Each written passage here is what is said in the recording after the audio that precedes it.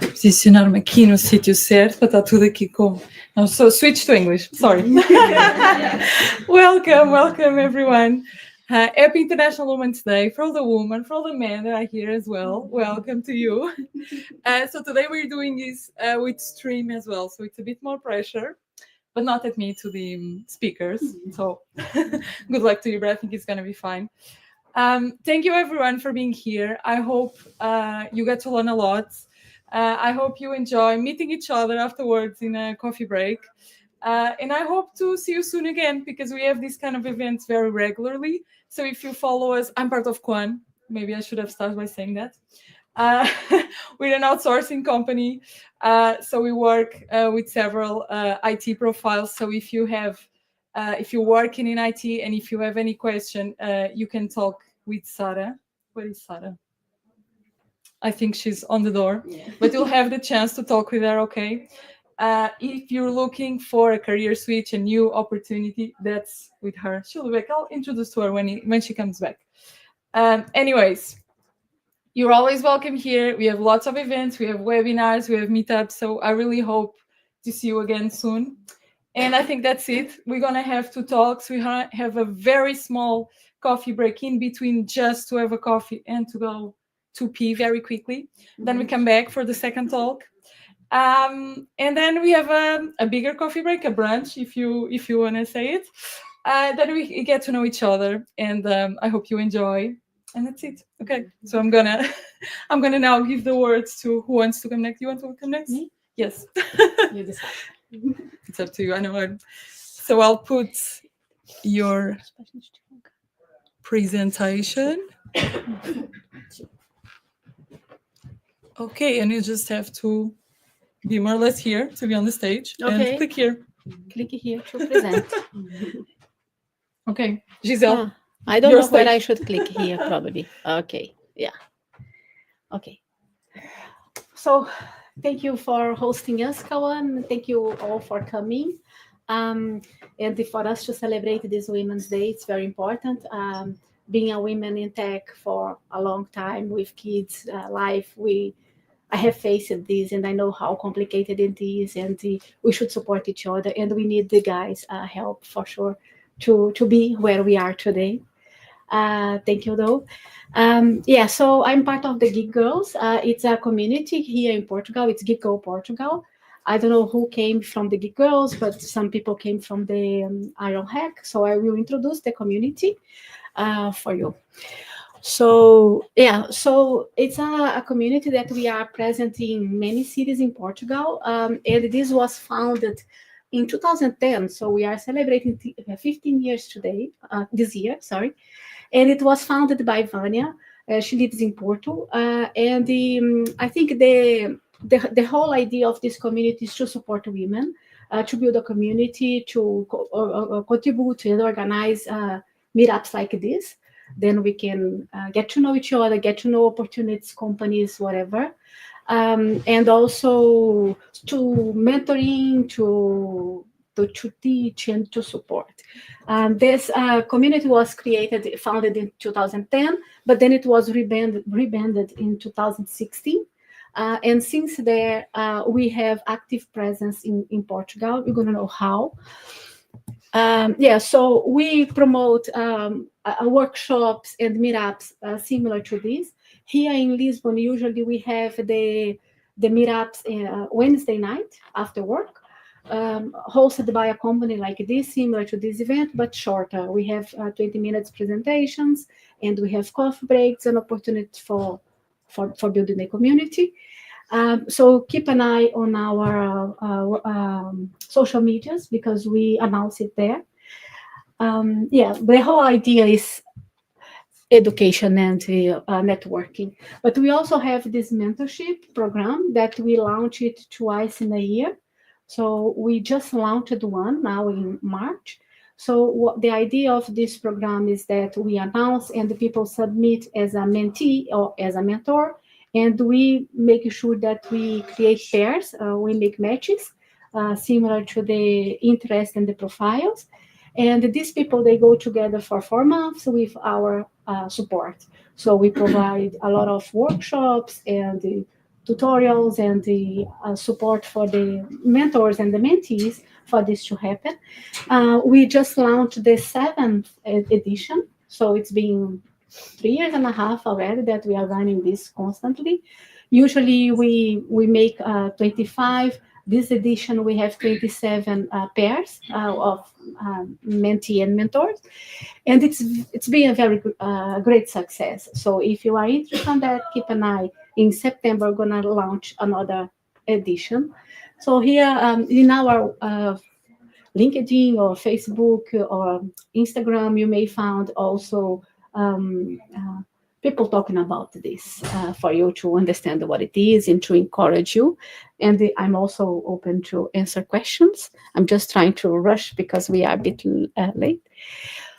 In addition to this, we also have the annual conference. So it's an opportunity. We are opening this week the submissions for the conference that's going to happen in April 5th in Porto.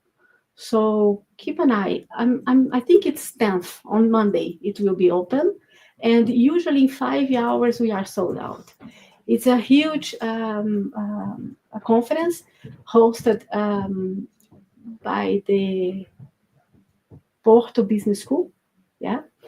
We usually have 250 people there, a lot of presentations, a lot of workshops. Great opportunity for you guys to know the community. Yeah, we are traveling there, I'll be there. So usually we are a non-profit organization. This is important to say. We don't handle money at all. Everything that we do, this mentorship, this conference, is free of cost and free of money for us who presents or who are mentees, mentors also. So yeah, so we don't handle money at all. Yeah, so this is our conference, and keep an eye, Monday, 10th, it will be open. In addition to that, sometimes we also organize some sessions on schools to bring in more girls to the tech interest as early as possible. So this is all the types of activities we do. We also have something that online webinars, like Ask Me Anything, is kind of a professional with a specific profile. Let's say I am a product manager and I'll be there and you ask questions, what you are curious about this profile. So we also launched this shadowing initiative. So if the company would like to host this, some people spend the day with other professionals to learn how is a day of a developer or a data scientist or something like that. So there is a lot of initiatives. We all announce it. So for you to get to know this, keep an eye on our social media, but also you can submit to be part of our mailing list of our Slack community, because we announce everything first there. Then we post it to the open public. Yeah, so, and this is the cities that we are present. So Lisbon, Faro, Coimbra, Aveiro, Porto, and Braga. So if you live here in Lisbon, which I suppose you do, so keep an eye. We host at least once in a month an event like this.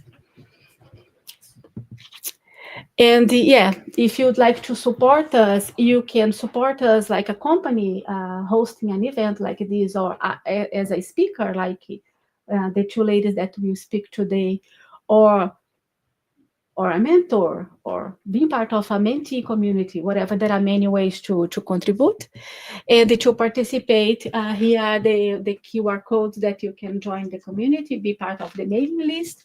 And you, as I said, you can be a geek or an active geek. An active geek is a geek that contributes. If you're free, you can be an active geek or not. You can just be a geek, come to the workshops, is also fine. Okay, and yeah, to register, you go to our website and you get to know everything that we are doing across Portugal.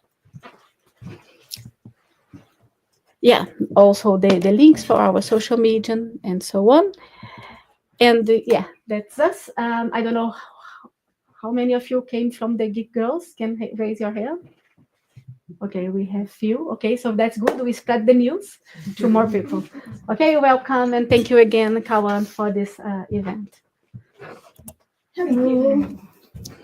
Hello, guys. I am Deborah from Ironhack. I don't know if who came from Ironhack. Like, do you know Ironhack? Okay. So, for you that don't know, Ironhack is a tech bootcamp. So we are, let's say, the first in the line. If you are in other type of careers, I don't know, marketing, I don't know, tourism, whatever, and you're thinking on doing a career change, but you don't want to go back to university, you don't have time, we are the people to go. So imagine that if you're looking for UX UI, web development, data analytics, data science, DevOps. So we have, like, let's say, all the most important careers that are in tech. So if you guys are looking for something like that, we are the people to help you.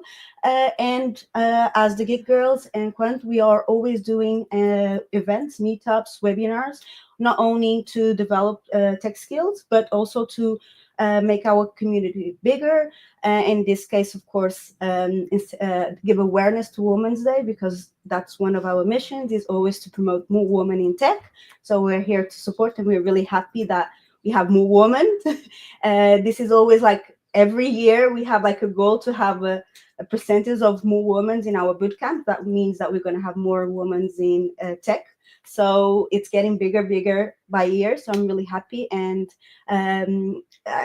like, you know, like seeing the change that women are doing, because most of the time I think when we're doing a career change, it's already hard, but being a woman and taking that boldness to come to a market where men are more stronger, let's say, you have more men doing that. Oh, like this. Sorry guys, I didn't see that. I forgot that we're in online. So yeah, so I'm really happy to be here. If you guys are, I don't know, in any type of career and you want to develop your skills in Python, things like that, go to our meetup, go to our social media. We're always developing workshops, so you guys can better your skills by free if you don't need to do a bootcamp. So if you have any questions, anything, just let me know. I am Deborah, and then you have Cynthia that is here to support too. So let's go to the talk. I know you guys want to get your knowledge on. So who's the next person to come? Natalia? I would like Natalia. Sorry. So the first speaker, go. Okay, now we have to make sure you're exactly on On the correct side. Yeah, that's a good one. Yeah. I'm not sure if I will. Yeah. Perfect, I Okay. think. Yeah. I'm gonna choose a lot of these. No. Can I?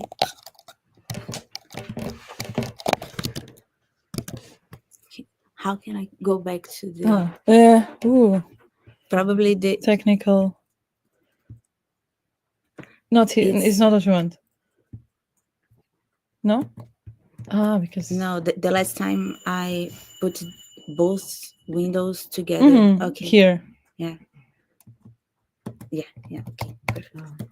Thank you. But can you put this bigger or no? Because then on the screen is nothing. Yeah. Here? Yeah. But is it gonna be okay for you? No, you need the other, no? Maybe, but we can do something.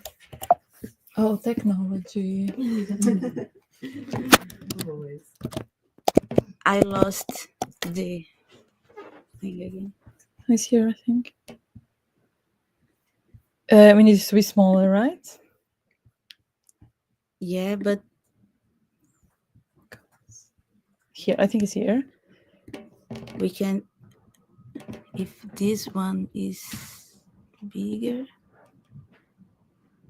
Okay. Yeah, it should work. And here, smaller. Okay.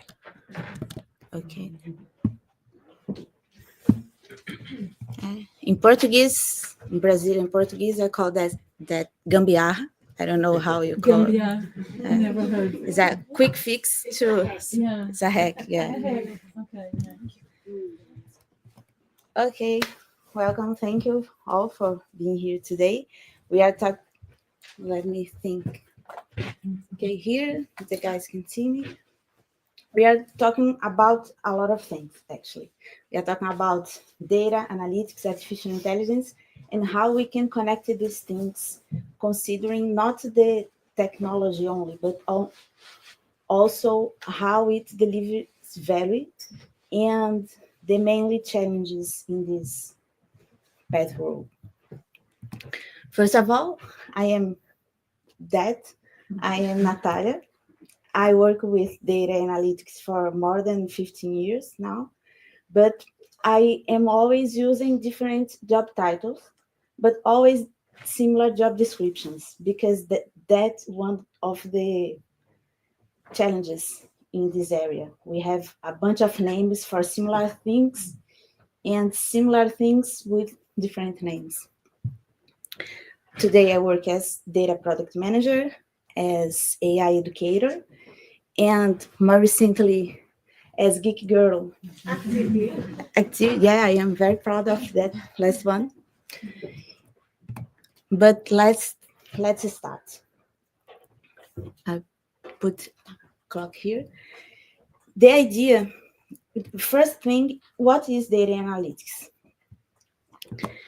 We have some different definitions for that, but I like to think as a big umbrella where you can see different areas that use data and analytics to help to deliver value. In that way, we can use this umbrella even to think about artificial intelligence, which is one way to deliver value. But we also could use this for AI ethics, or data governance, or data engineering. So there are a lot of names, but they are all connected by data and delivery of value. And probably we will have more names during the next years because the area is huge. I like to think that is a multidisciplinary area with a lot of specialist people.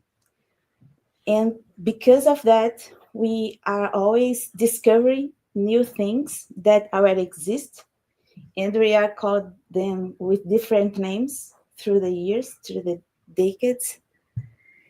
And I am talking about that to warn you one very important thing, that the glossary is a problem here. We are always talking about similar things with different names, like I mentioned before. But for example, if I talk about tests and I am talking with someone from data engineering or machine learning operation, they will think about unit tests. But if I talk with someone from product, maybe A/B test. If I talk with a data scientist, maybe statistical tests. So there are different names for similar things.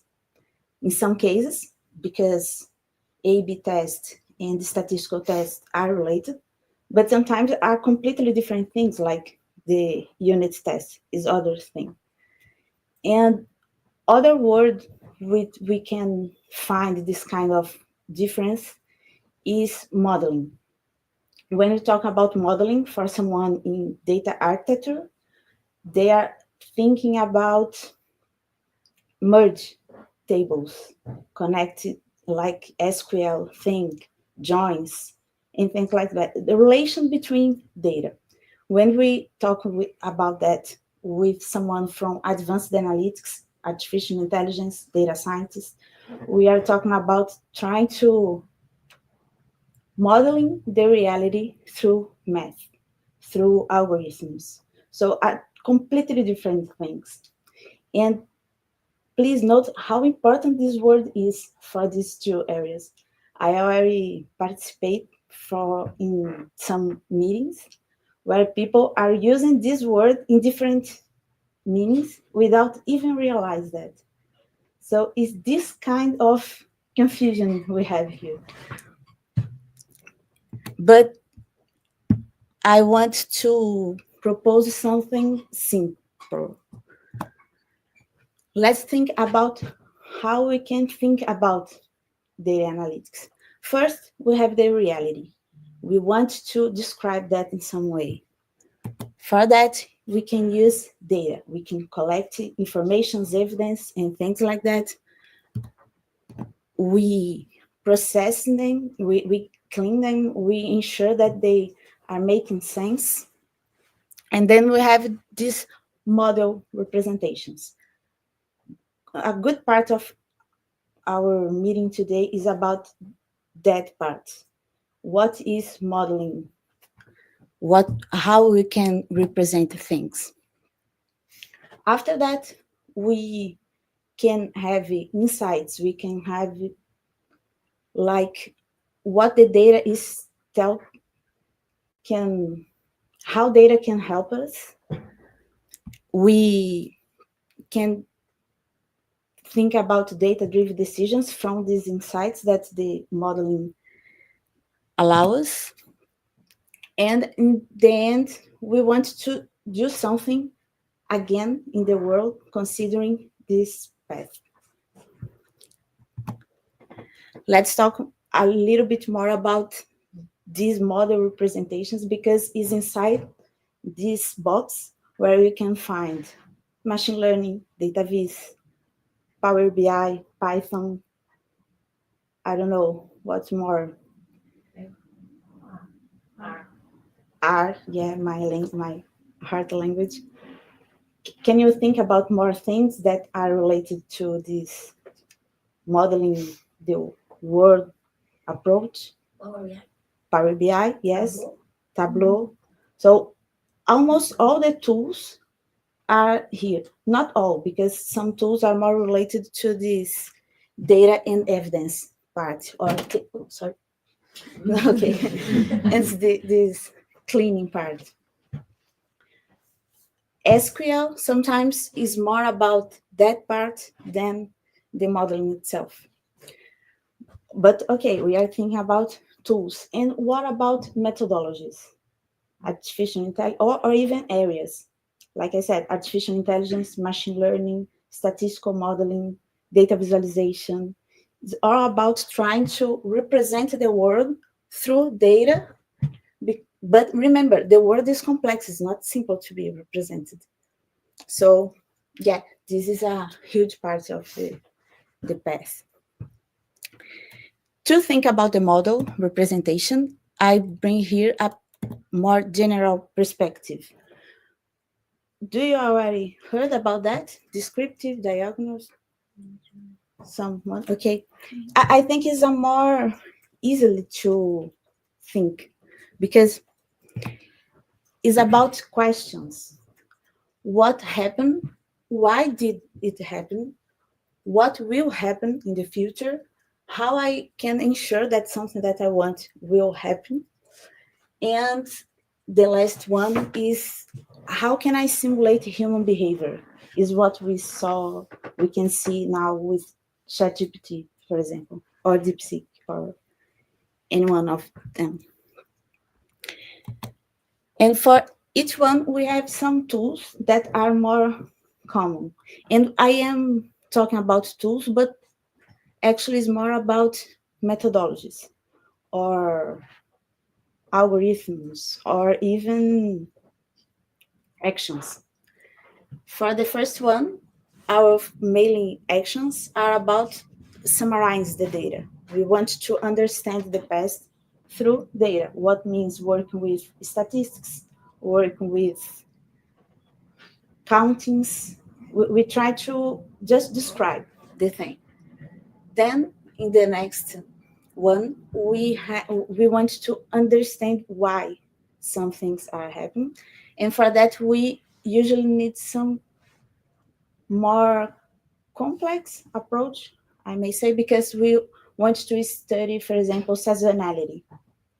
One thing is understand what happened last year.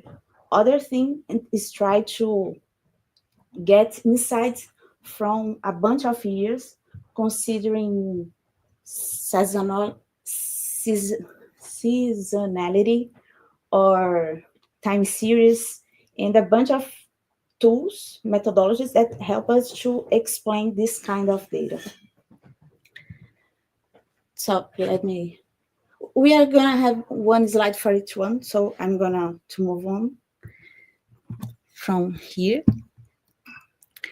Considering the descriptive data, is, like I said, is when we are summarize the things, but is also when we are trying to deal with this kind of challenges.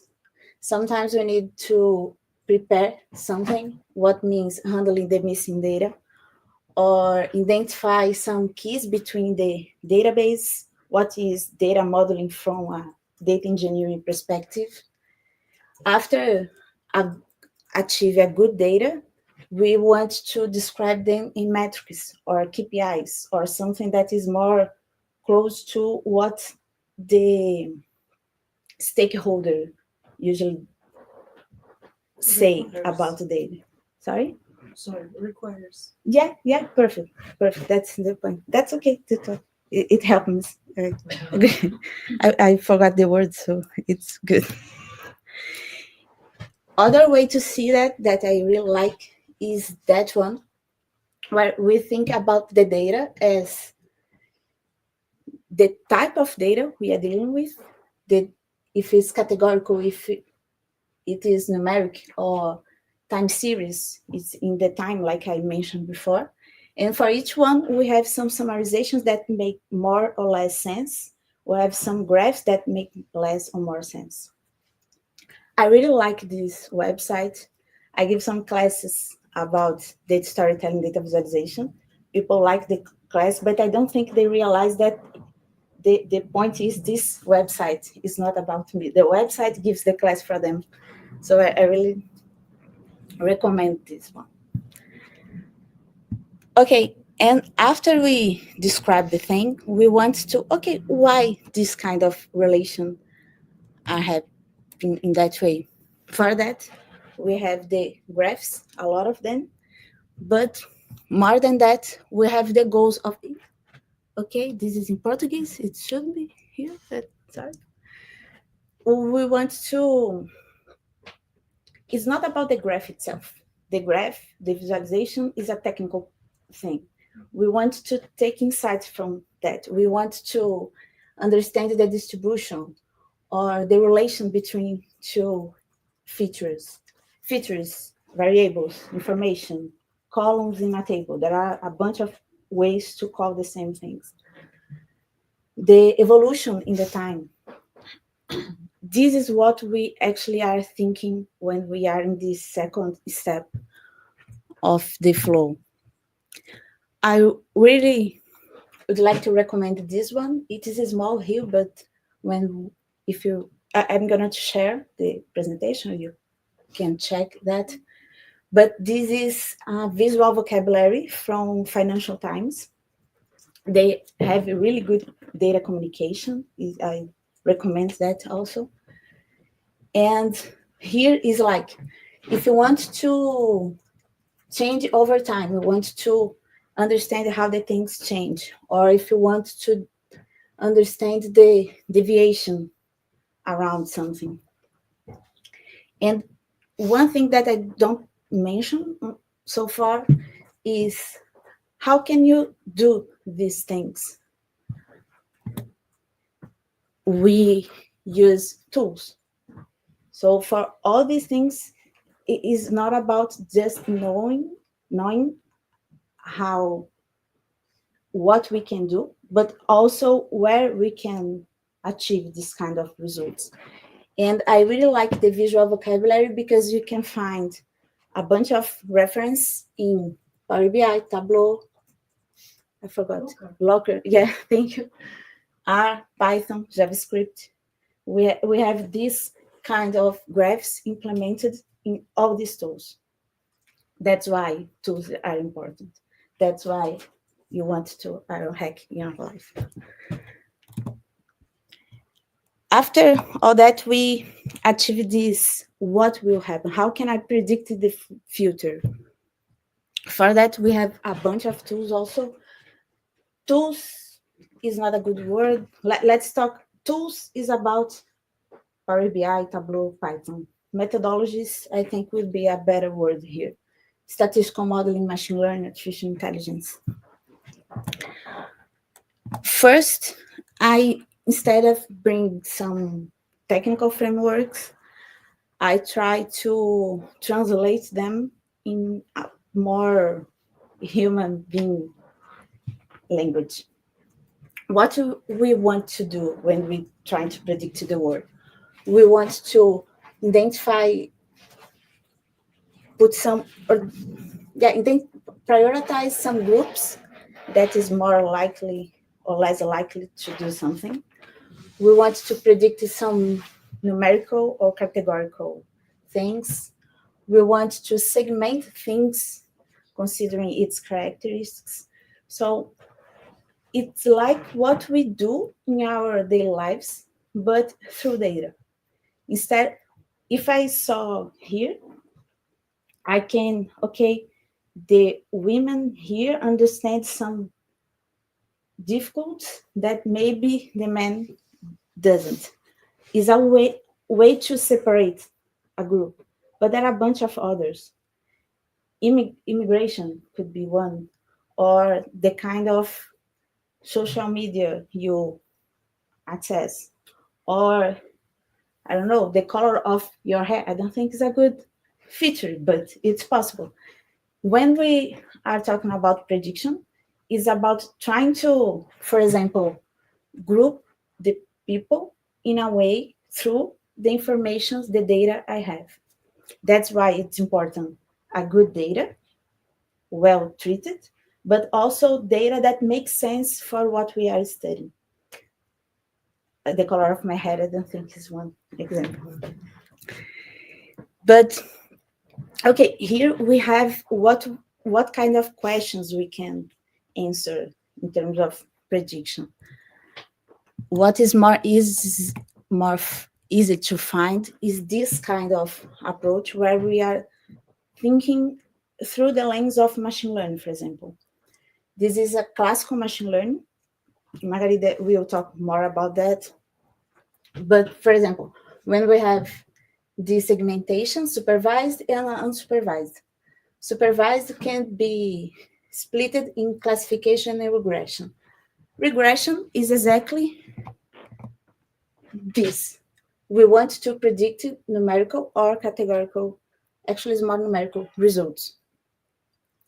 And we can do that because we have some data that show us what we want to predict. Then we train our data and we separate a part of the data as test, and then we see if we predict well in this test data. Is one approach.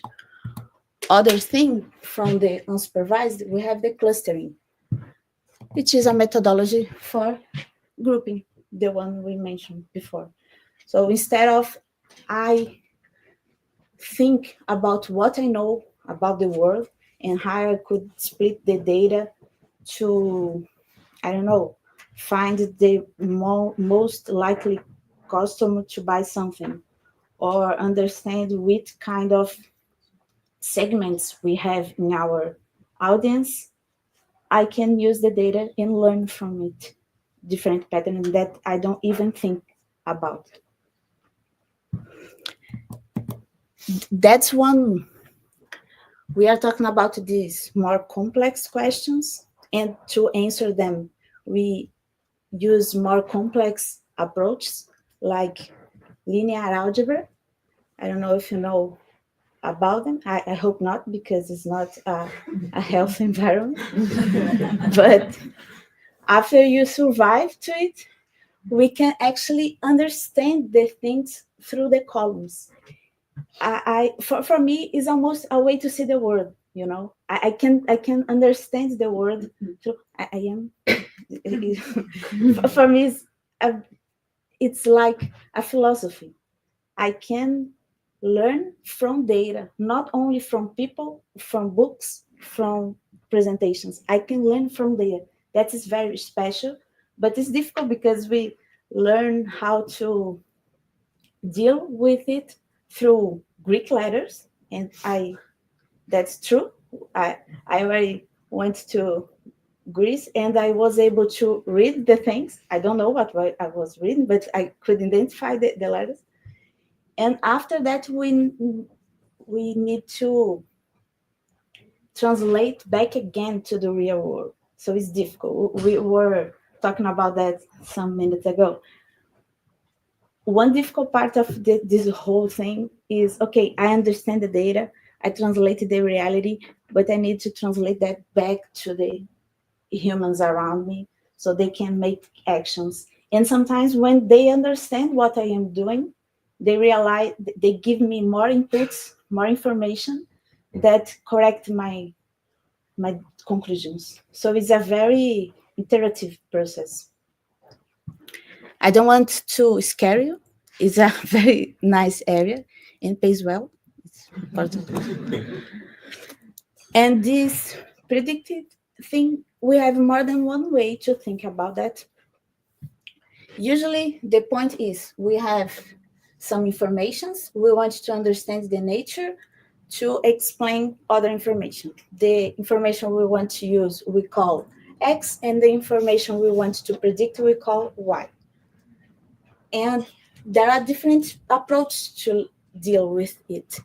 We can, for example, think in terms of machine learning, where we are more concerned about predict the value itself in a better way, and statistical inference, where we also want to predict well, but we are all also concerned about the inference we are going to do after the prediction itself.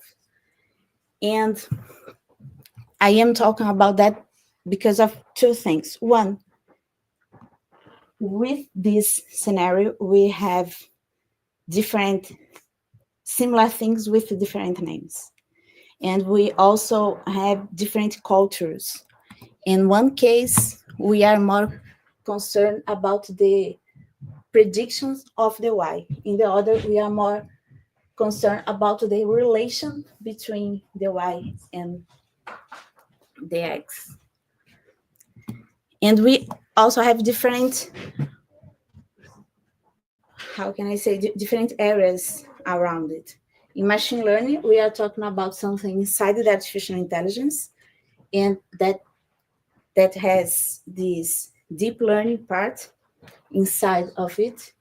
From this deep learning, we have the ChatGPT, for example. The generative AI came basically from this subgroup. But when we talk about statistical inference, we are more talking about the relation between the data and the population. It's a different approach, but they both make sense. We want to worry about these two things: how my data is related with the world and how I can better make predictions inside my data. Which one I should choose, Nathália? I have no idea. Try to understand both is a good strategy. And in this article, this guy, like 25 years ago, I speak about this cultural difference between areas. And I like to talk about that because sometimes if you already have some background from economics or social science, you are more close to this one. But the data science world, talk more about this one. So know what we know is important sometimes because, okay, it's complicated. The other person may not know what they don't know about the area. And we have to advocate about our knowledge. And I know women are not good at this specific task. We are good in all tasks, like that one. And the prescriptive part is more about understanding the relation between the effects and the cause. So, for example, we want to understand the reason of a specific outcome. We want, for example, understand why the rainy weather, because of the rainy weather, we cancel an event. Is a kind of thing that we study in this I was going to say that correlation doesn't mean causality. Yeah. So we have to be really careful about it so we don't jump to conclusions. Thinking that something caused this, and maybe it's related, but it's not the cause or not itself. Perfect. Sorry. When we are talking about descriptive, diagnostic, predictive, we are seeing, we are going to find some correlations, and maybe these correlations are not at, there is no causality between them, and that's the whole point. In this prescriptive area, we try to separate what is a correlation, but there is no causality, and from where we can find the true cause of the things. For that, we have methodologies like the split the population in control in treatment groups, and put some treatment for one and not for other. There are a bunch of methodologies that help us to measure the causality and also understand if this causality is, there is a like, if the different, let me think. Okay. If in this event, I could ask you the evaluation of this event, you could share 7 score 7, you give me 7. And in other events, I can ask again the same presentation and the people give me 7.5. These two numbers are different. In a concrete perspective, yes, they are different. But from a statistical perspective, they may be the same. The variance around the numbers could explain this difference. And in that case, that's the kind of thing we do in this pillar. We try to understand if the difference, if the correlation are truly things that we need to worry, or they are a result of a variance of results, or even some spurious correlation. It's a very nice area and pays even more. And as the last one, the cognitive is what is more in, it's the buzzword of the moment, I think.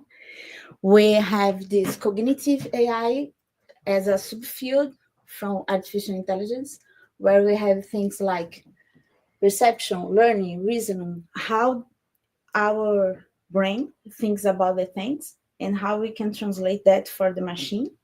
But we also have the cognitive science, which is a bigger field, where not only these things, but we also think about how we memorize the things.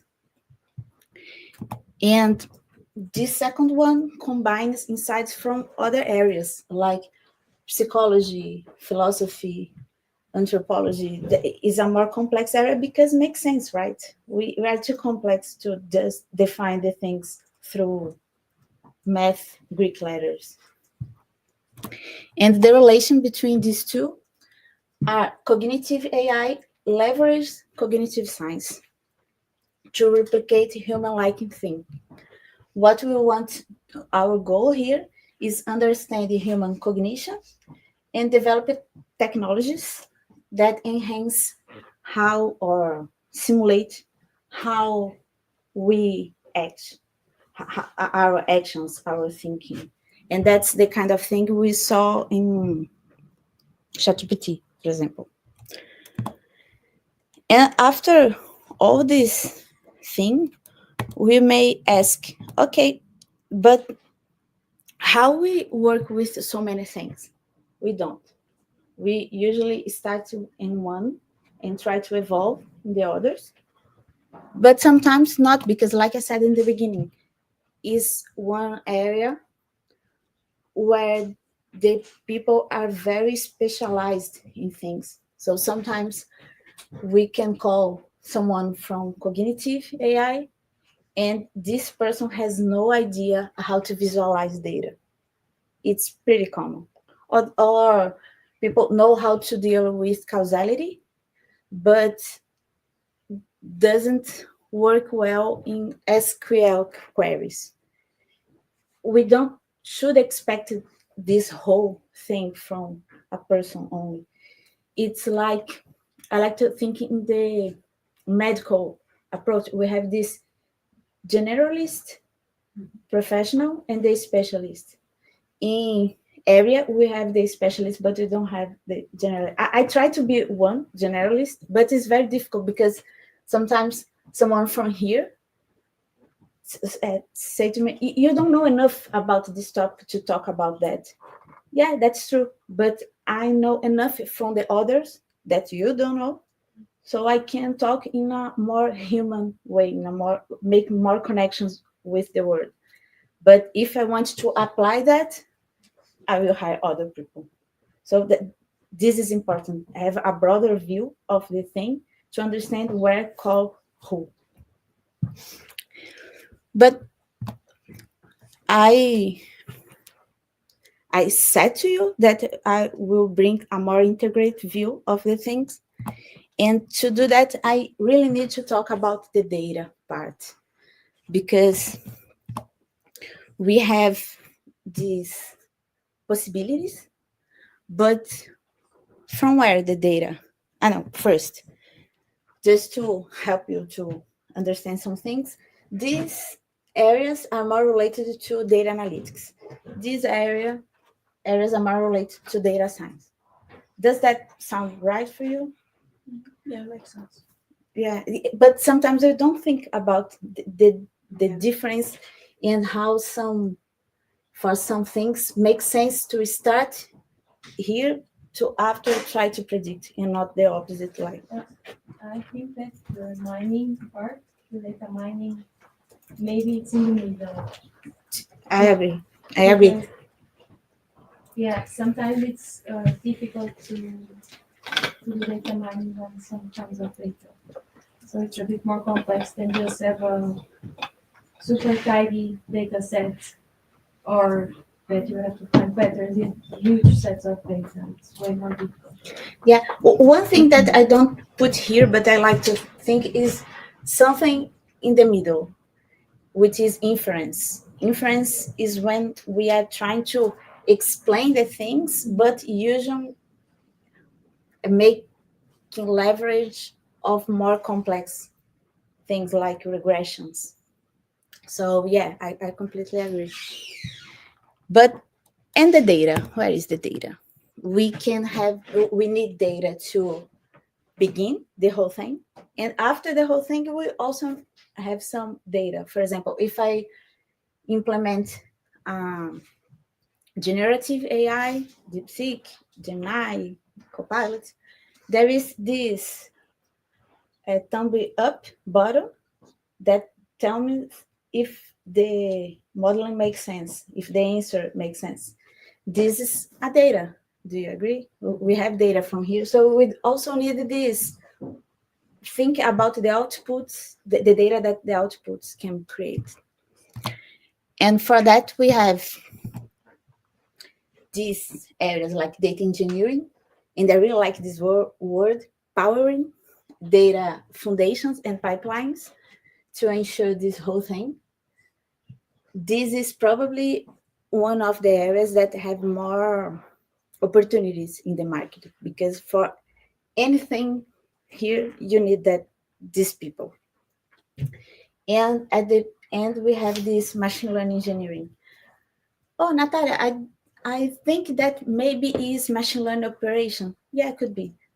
Or maybe is artificial intelligence production. Yeah.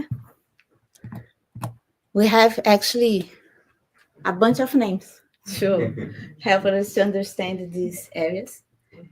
I don't know for you, for me, it gave me a bit anxious when I saw this. And every time I make this presentation, I try to see on LinkedIn if I find something new.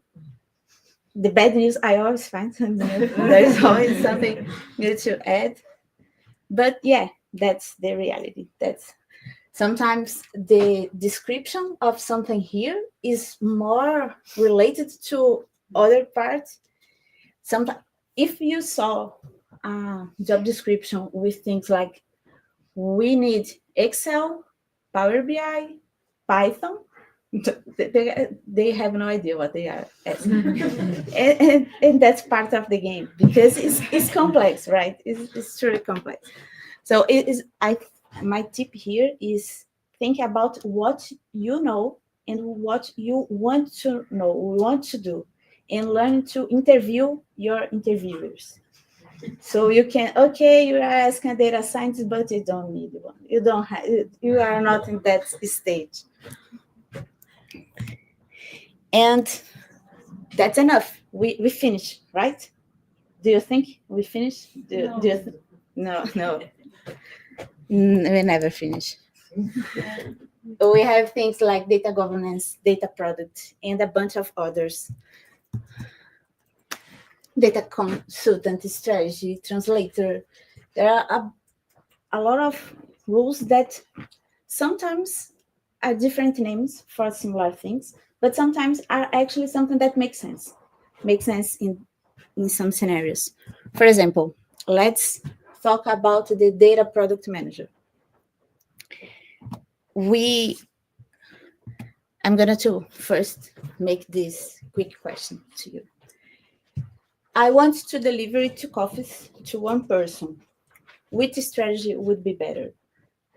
Prepare everything, heat the water, and do everything at once, and deliver in 1, 2, 3, 4, 5, in 7 times, 7, I don't know, space of time, slice of times, or deliver it in 10 slice of times, but deliver 1 coffee and after delivery order. Which strategy would be better? It depends. I'm going to give other tip here. The answer is always depend. Always, always. There is no scenario where one answer is 100%. And for here, the point is they both has strengths. Here is more fast, right? But if we don't know the taste of our stakeholder, we don't know the data, we don't know what we are trying to solve through data, we are trying to modeling the reality. And if we don't know so much, we can deliver faster the wrong thing without any chance to learn and try again. Here, we can deliver something, understand that the client doesn't like to water or to coffee or sugar, I don't know, and do it again. This is the kind of thing that we can talk with, we are doing with Agile. Agile is about more delivering small things and learning through the process. But knowing that doesn't mean you know how to do that in data scenario. I usually say that in data scenario is like we have 2 stakeholders, the stakeholder itself, our client, and the data. But the data doesn't know how to speak. So I know it's a bit philosophical, but like I said, it's a philosophy for me. We try to understand what the data actually means. Its restrictions, its characteristics. We're trying to put that in the table in a discussion. It's difficult. We need a lot of people and a different mindset. But sometimes the waterfall may have more sense if we are dealing with something more clear. The goal is more clear, more well structured. But in my experience, we usually need more small deliveries to start to understand everyone in the table, the data, the stakeholder. The stakeholder understand better what we are doing for them, because it's not something easy to realize. And okay, after that we finished. Never. I brought this frame from Gartner, where they try to set some new emerging rules in data. We have things like the data translator, we have machine learning validator, we have the data coach. I know we have problematic feelings here, but makes sense in some cases, I promise. And I'm going to talk about the three that I think I am a little bit. So I have more, I can talk better. The data product manager. And here are some scenarios where you probably need one. If your users query your data directly, or they don't consume your data at all. Or for example, you have no idea if the data is compliant, or your initiatives, the data isn't compliant. The point is, if you need a more understand better your stakeholder and make better connections between the deliveries and the goals, probably the product data manager is a good professional to help. Other group is this data ethicist. Ethicist. Okay, talk with she knows. I have no idea, and I brought ethics. Yeah, makes sense. Makes sense. It's more easy. Thank you. This view came from the MIT. They organized the main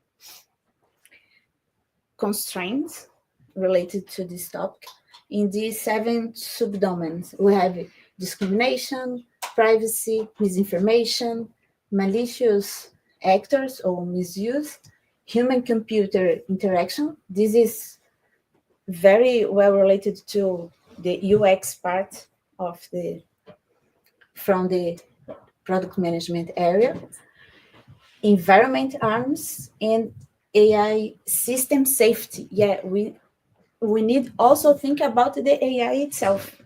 If it become it's not a person, but at some point I am talking about her movie here, but yeah, sometimes we are talking is in this moment of the area we are living. It's exciting, right? Mm-hmm. It's I don't know. I sometimes I am afraid, but it's exciting also. And the data translator. And for that, I want to talk how badly the thing is in the data implementation in the market. We have a bunch of studies showing that the people are not using it well. The data science areas sometimes are not able to justify the investments they received. And the main reasons are related to, here is a study from the AWS event from the last year. The CDOs said, difficult in change organizational behaviors and attitudes, or absence of data-driven culture, or lack of data literacy understand. Yeah, because it's a new field. Yeah, it's too new. And it's too difficult to explain linear algebra for people. My professor for linear algebra is not good to explain to me why we should be good. So it's complicated. And when we study why this happened, are related to basically three things. Technology, but we are dealing well with that, which is we need to ensure a good environment for the data, like architecture, data engineering, things like that. But we are solving this problem through the years. After that, the problem is people. We need to change culture. We need to change cognition, because it's difficult. Sometimes I live something my whole life, and then the data tells me that what I lived is not the most common thing. Yeah. I don't believe in data. The problem is the data. So this kind of thing is very difficult to change, but it's possible. And we have some tools, methodologies like data storytelling, data visualization are good methodologies and tools to deal with that. But we also need empathy. We also need understand what the unliteracy people are trying to say to us. Do you know the book Fast and Slow? It's an amazing book to help you to understand the problem here. It's like our brain, the fast, it has two different approaches. One is the fast one, where we take decisions from our personal experience. We don't think a lot about it. We just, okay, that's the way. And the slow is when we try to rationalize more and try to understand why something are different from what I think from my fast part. So it's a good book if you are interested in this subject. And okay, after all this, what I want to say to you is there is no complete formations. There are very good ones, but there is nothing actually complete about the area. But the people out there think there is. They think there is a unicorn that knows 100% about Greek letters, about lines of codes, and about human species. There isn't such animal. And I make some analysis, and I really conclude that they exist. But there is one animal that exists, which is the platypus one. So it's more about, okay, I know a lot about math and statistics, and not so much about computer science, and I am not great to talk with people. So maybe I should look for this kind of job. But I also need to advise you to try not be zero in none of these things, because if you are zero, it's difficult even to show you what you don't know about the area. So let's be respectful about the different platforms around the market. And here I try to list what I mean about each one. The people that are more concerned about the math and the statistical part, they are more concerned about the data itself.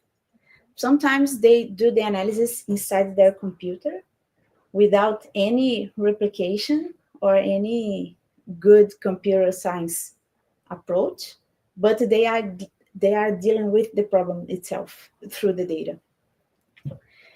The purple one is the one that always asks, okay, but in tomorrow, how this solution will perform if the data increase more of things like that. So they are more concerned about the scale of the thing, the reproducibility. And the people from the expertise area, the area we are applying all these things, they are concerned about the action itself. So if the analysis is not too good or the computer approach are not well structured, they don't care. They just want the result. Okay, give me, can you export the Excel for me? These are the guys. But please note how important they all are. But this is a very personal point of view. I think this is the one we talk less about, because are the one that hires. Without these people, we cannot even execute the thing. We cannot even open the data. But here, sometimes the analysis are not good, but we don't know, because we don't know how to evaluate them. So we sometimes, I don't know, lost the focus on data because we are thinking about implement good pipelines and make actions, but we are not translating well the data. But remember, we don't know what we don't know about the world. But we really need people that has different priorities on the table. It's not easy have 3 or 4 specialists find through different priorities, but a best approach, a best strategy than try to control everything alone. And yeah, we don't have this guy, we have this other. And I praise enough the Latin. This is a good parable to explain what I'm trying to say. The blind man and the elephant. Do you know this parable? It's a very good one. Like this guy is saying, but I don't know, it's a tree. The other, no, it's a lot like I don't know any of these words in English at this moment. Spear, rug, snake.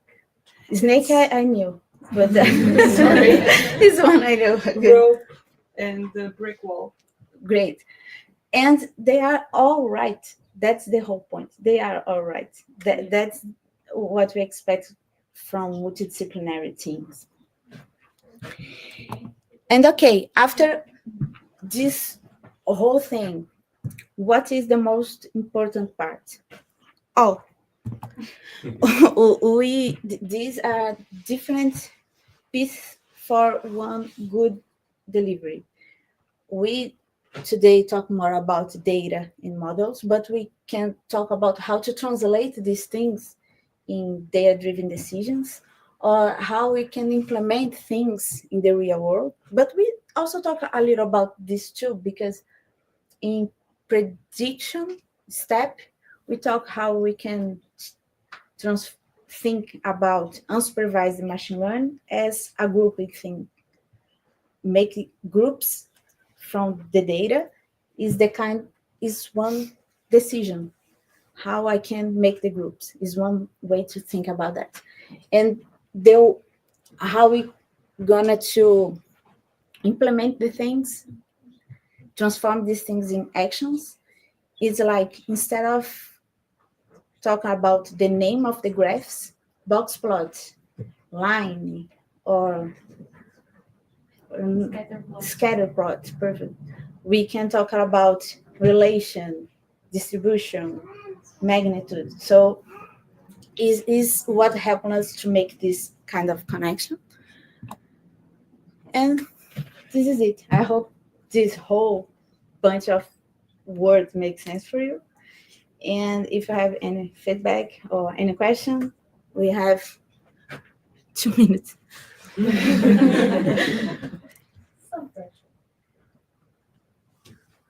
All right. Do you think that this generative AI will somehow replace one of these many roles, or probably the data analytics one? Not, because to use generative AI, we need to know how to ask. So they need to know what to ask. Even the data analysts don't know what to ask sometimes. But if we have two professionals, one that knows how to use generative AI and the other don't, probably the second one will be replaced by the first one. Because I use generative AI a lot in my analysis. And I ask things and it answer more general answers. So, but I know what is possible. I know the methodologies. I know the problems from the methodologies. Like she mentioned, the correlation is not causality. In our time, but I know that correlation is not causality. But sometimes the answer from generative AI doesn't mention that. So if you don't know about that, you could use this answer as correlation is causality. So I think the huge point is understand the why of the things, the possibility of the things, so we can like refinate the generative AI. I was going to complete what you are saying, like AI helps me every day, but it helped me like writing the code, and then I can do tests to get to the conclusions. So it fastens the work, but it doesn't do the conclusions for me or for you or for the person that is analyzing the data set. And Yeah. it doesn't get all the complexities. And sometimes, I don't know, we all use AI. We even correct AI. So. Yeah, but I think it's an important point because there are some professionals in the area that they want everything well defined. No, you need to ask me exactly what you need, my friend. If I need to say exactly what I need, I don't need you. A generative AI is enough. You know, so that's the So we can trick say part. that the generative AI is just one more tool for us as an analyst to use. Yeah, but it's better than analysts that doesn't want to think about the problems because they are, I don't know, more polite sometimes. But with Ironhack and Geek Girls and this kind of support, you will not be this kind of professional. We are in a safe place here. So thanks for the talk. One thing you didn't mention is the synthetic data. Could you comment on that? And is there a role of supervising the results of? I don't know a lot about these Okay. people here, machine learning validator, but they are more close to this kind of topic and always in the ethical part, because synthetical data is like, I don't need use the real data. I could replace it by a synthetical one, but I should ensure that this synthetical one is well representing the world. Sometimes even the real data doesn't. And from where I could, because it's not magic. We need something from a place for this synthetical data comes from where? The basic ideas. So there are a lot of discussion inside the ethical area because we need to think about these things, but I so far didn't see any good conclusions about that. But I think it's booming. yeah, Especially in healthcare and other applications. And one point is, do you remember? Everything's interconnected. It's nice. Almost this thing here. When we think about from statistical, econometric, social, scientific area, we think more about the relation between the data and the world itself. But these people are not in all tables of discussion from these people. So it's really important to have multidisciplinary teams to ensure this kind of balancing between the topics. But you're right, it's pretty new. Yeah, as well. Thank you for the speech. It was great, and I think we all have a great opportunity, especially women. Sorry, but the thing is, we are more close to empathy sometimes, and we are different. So I really think we have this behavior more aligned to what the market will need very soon. And about that, my hand was because of the answer. I know that Microsoft right nowadays is working on evaluators. And for the generative AI processes, like, I don't know if you know something about AI Foundry or Azure Foundry, you know, but No. just you can look for it or just ask me. And One more thing. Okay. So the thing is, the biggest companies nowadays, they are working on these evaluators that at least give us a perspective on how good are the models or not, but they also push for the concept human in the loop. So we are coming back to the humans and the definitions and the relevance of people within this generative environment. So yeah, I think also the big four or the big companies, they are like aware we are relevant as humans. So Yeah, and this again is a great opportunity for women in tech, I think. Yeah, I agree, because one thing is when we, like I said, linear algebra, lines of codes, Greek letters, it's difficult to understand the things.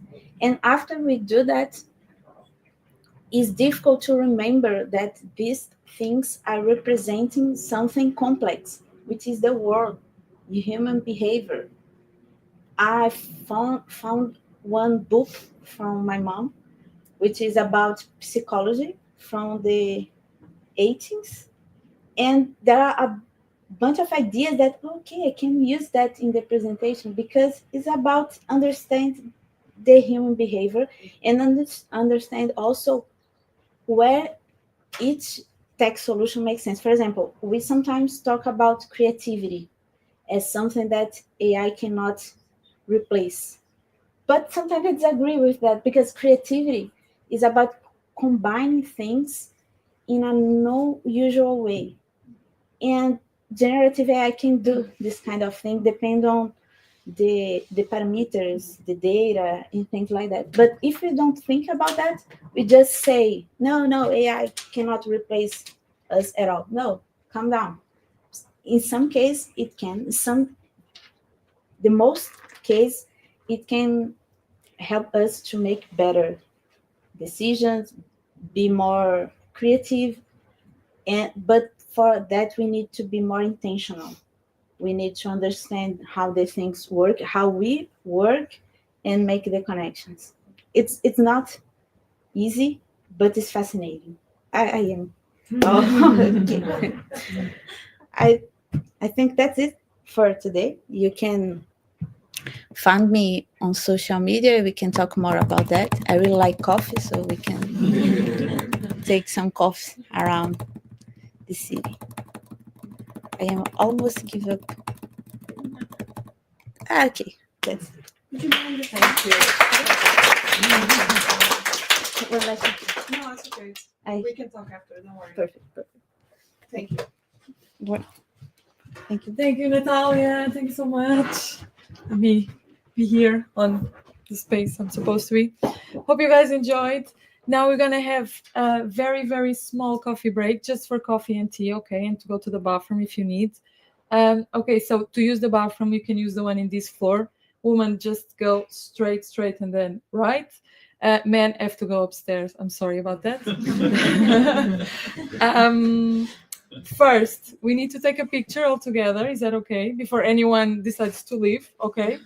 So I would ask you all to stand and come here, and we try to somehow manage to take a picture all together. Yeah, you can take your flowers. That's a good idea. Yeah, I think it'll be beautiful.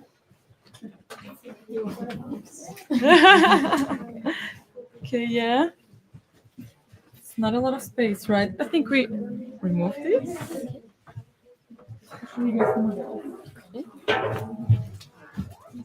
Como é que vai? Vou por aqui, não é? Vai, Nick, vai. Vai. Cabe sim. Vamos tentar.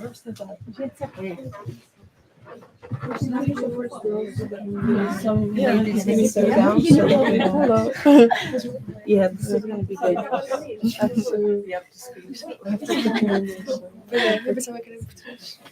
Não, Você deve ter uma forward once before. Tens, pula. não, obrigada. Second row, what do you think? Like football? Pode ser para acompanhar. Pode ser para acompanhar visualmente. Sim. Mas então uma coisa que se calhar não sabes. Eu que ia fazer They're very important. Yes.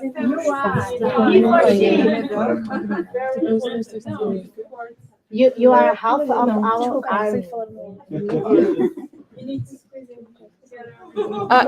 Can you see all the faces? I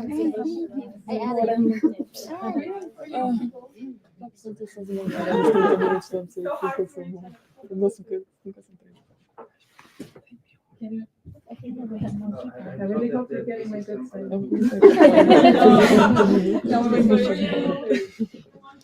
Can you be over there like in your The guys Don't be shy, we need you. It's a big office, right? yeah. Yes, sorry.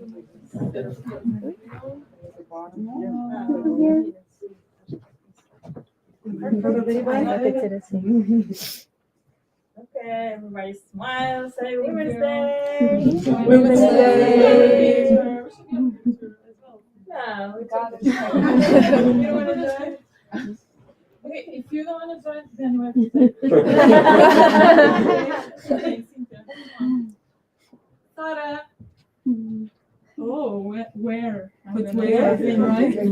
Where? We're gonna lay down on the floor. Can I squeeze in here? Sarah.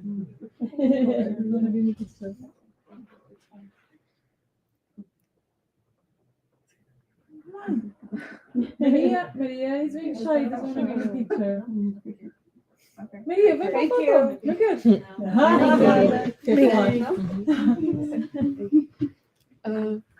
Eu não sei quem me deu flor. Não sei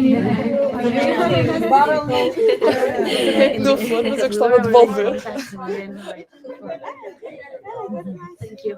Super insightful, especially for those. I mean, I have experience in the field, but for the newest girls, was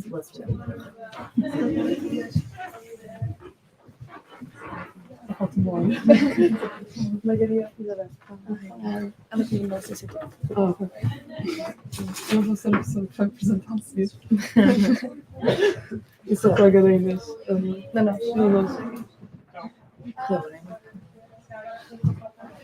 O quê? Vamos tomar um café.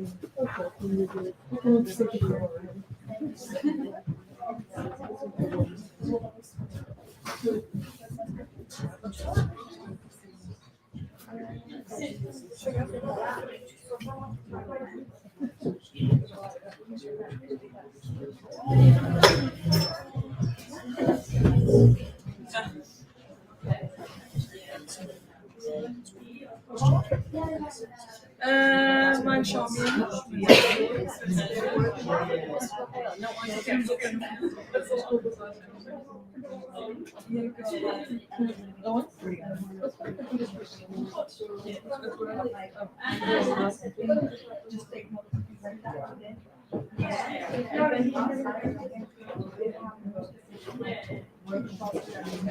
Agora, se você por aqui.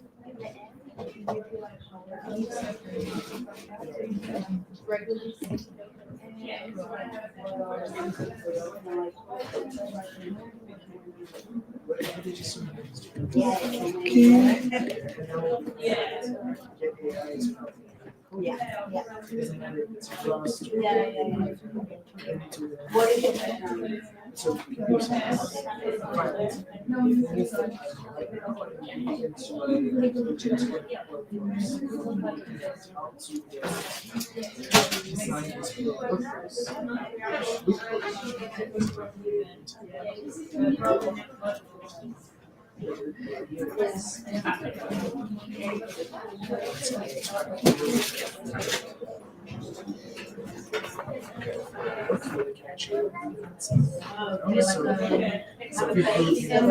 do an application of the way it works, so it's easier for you, like. No, it's that. Yeah. It's more, it's actually more ambitious. It's trying to figure out how these pages, like, you're not going to Hi. Can you hear me from home?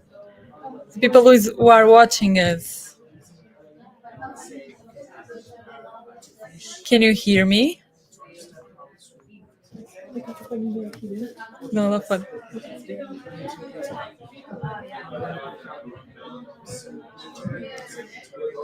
Okay, I don't know if anyone is hearing me. I would like someone to write in the comments if you hear me from home. You can hear fine. Okay, great. Hi. So I just want to thank you guys for being watching and invite you to write all the questions that you might have for our speakers. Ask you also, how do you heard about these events? Was it from KWAN?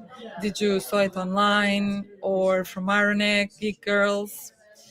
And also want to know how are you today, from where you're watching us, if you're enjoying. So I'm going to use this coffee break to interact a little bit with the people from home.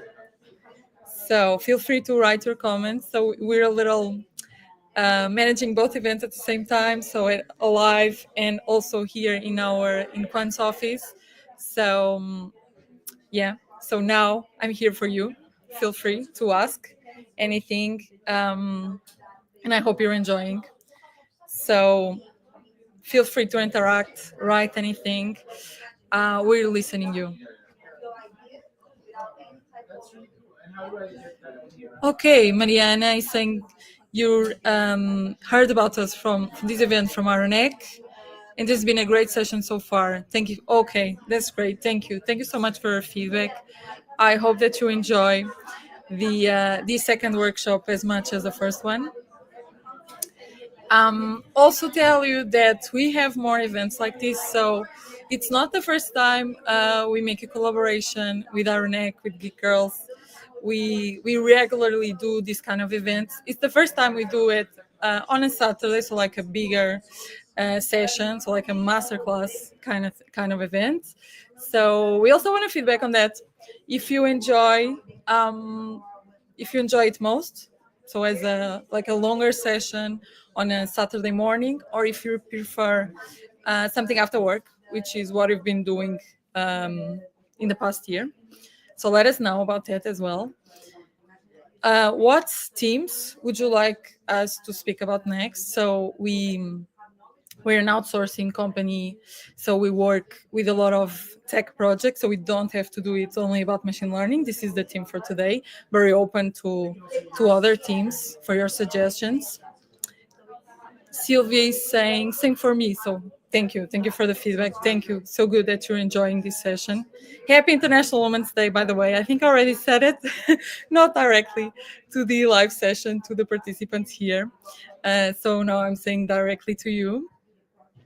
But yeah, also important notice. We have on our social media, very active on social media, so we have a lot of events. So follow us on social media. We're KWAN community. So you can sign up for upcoming events. We'll have for sure more events like this one and more. So we're open to your suggestions. Mariana says everything seems organized. This is the first time I've joined, and it's been pretty great. Can't wait to go in person next. Yeah, we want to have you. We want to have you in person, Mariana. In our office. Yeah, okay. That's our social media. That's great. KWAN community or copy paste is even easier to find. Yeah, we hope to have you in person next time. I know the day is a bit not inviting a lot to come in person, although we're gonna have a great coffee break after this, and we're gonna network a lot. But seeing it from home, it's also very nice. You can be in your laptop, and yeah. What else? What else can I tell you? We have a careers page in our website that you can visit and find all of our open roles. You can also make questions about roles and about job openings. I can I can call our talent acquisition specialist right here to answer you directly. But yeah, you can check. Yeah, exactly. Sarah just put it. Our assistant, technical assistant, just posted our careers page here on chat, so you can. Thank you, Sarah. So you can find all the opportunities we have, and if you have questions about our opportunities or KWAN or Ironhack or Geek Girls, I can call them here to speak to you. Or to the speakers, feel free to ask. That we're gonna consider them for sure. And thank you for being watching. And I think now I'm gonna join the coffee break a little bit, so we can come back then for the second session. Okay? See you in a bit.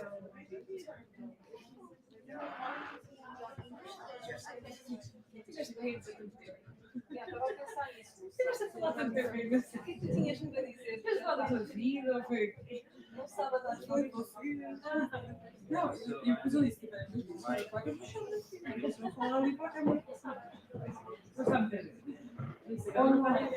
Não, imagina, depois a junção que estava com a gente.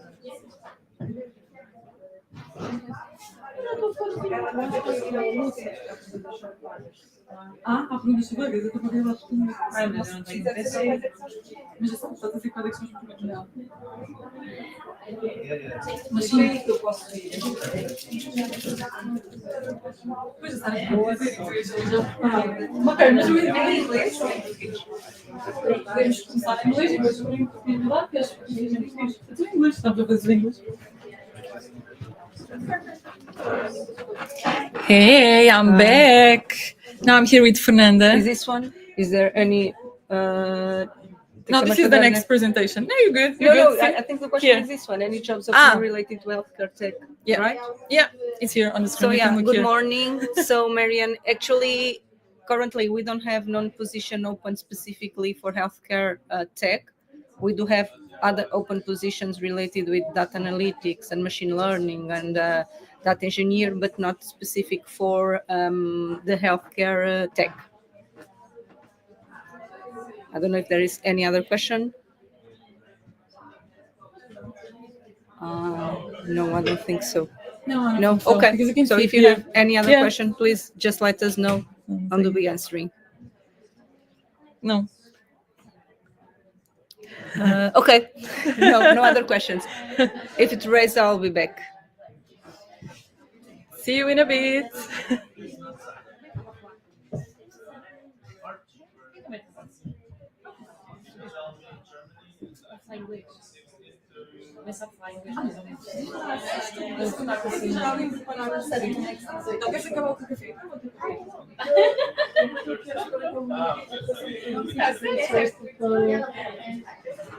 Ter certeza.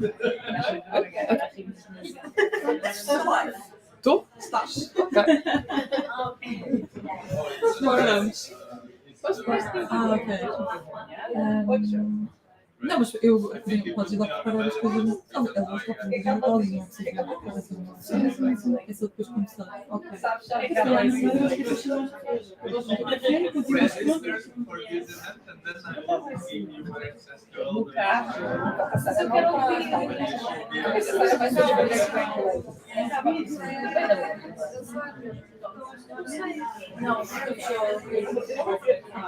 Eu não sei.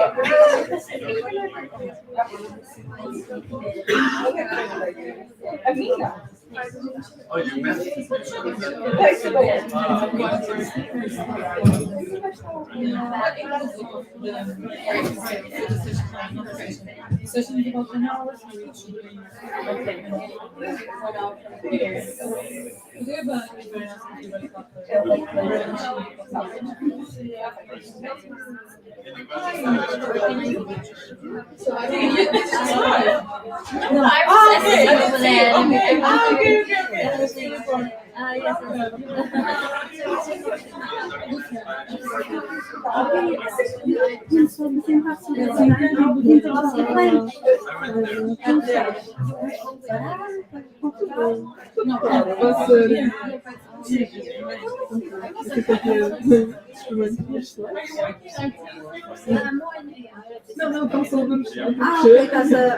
Mas aquele que estava no cheiro a ver.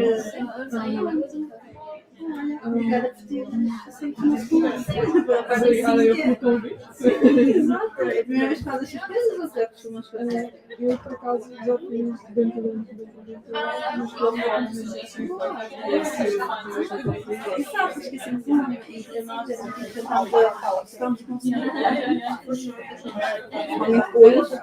fazia muito sentido ter esta comunidade. Aceitar. E literalmente nós temos sempre mais não, em todo lado, né? Mas pronto. Exato. É isso. Eu sei que eu acho que nós, também na oportunidade, nós exaltamos um pouco mais aquilo.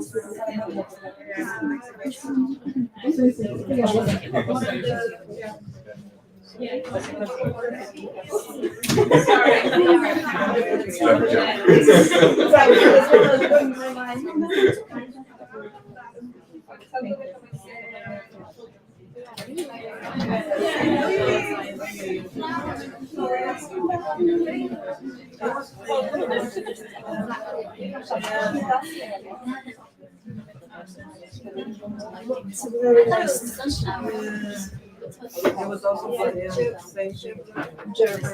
I'm not sure I was really nice in German. Everything is kind of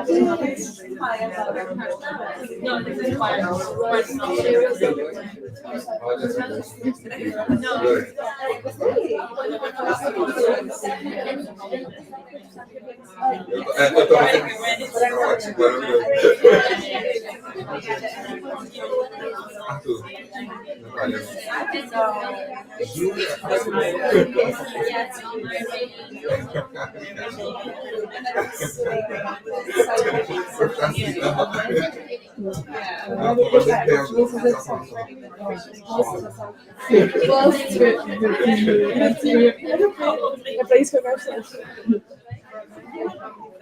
Eu não sei se você está me mudando. Eu não sei qual é o meu melhor ângulo para ver se é o best. Eu vou tirar dos dois.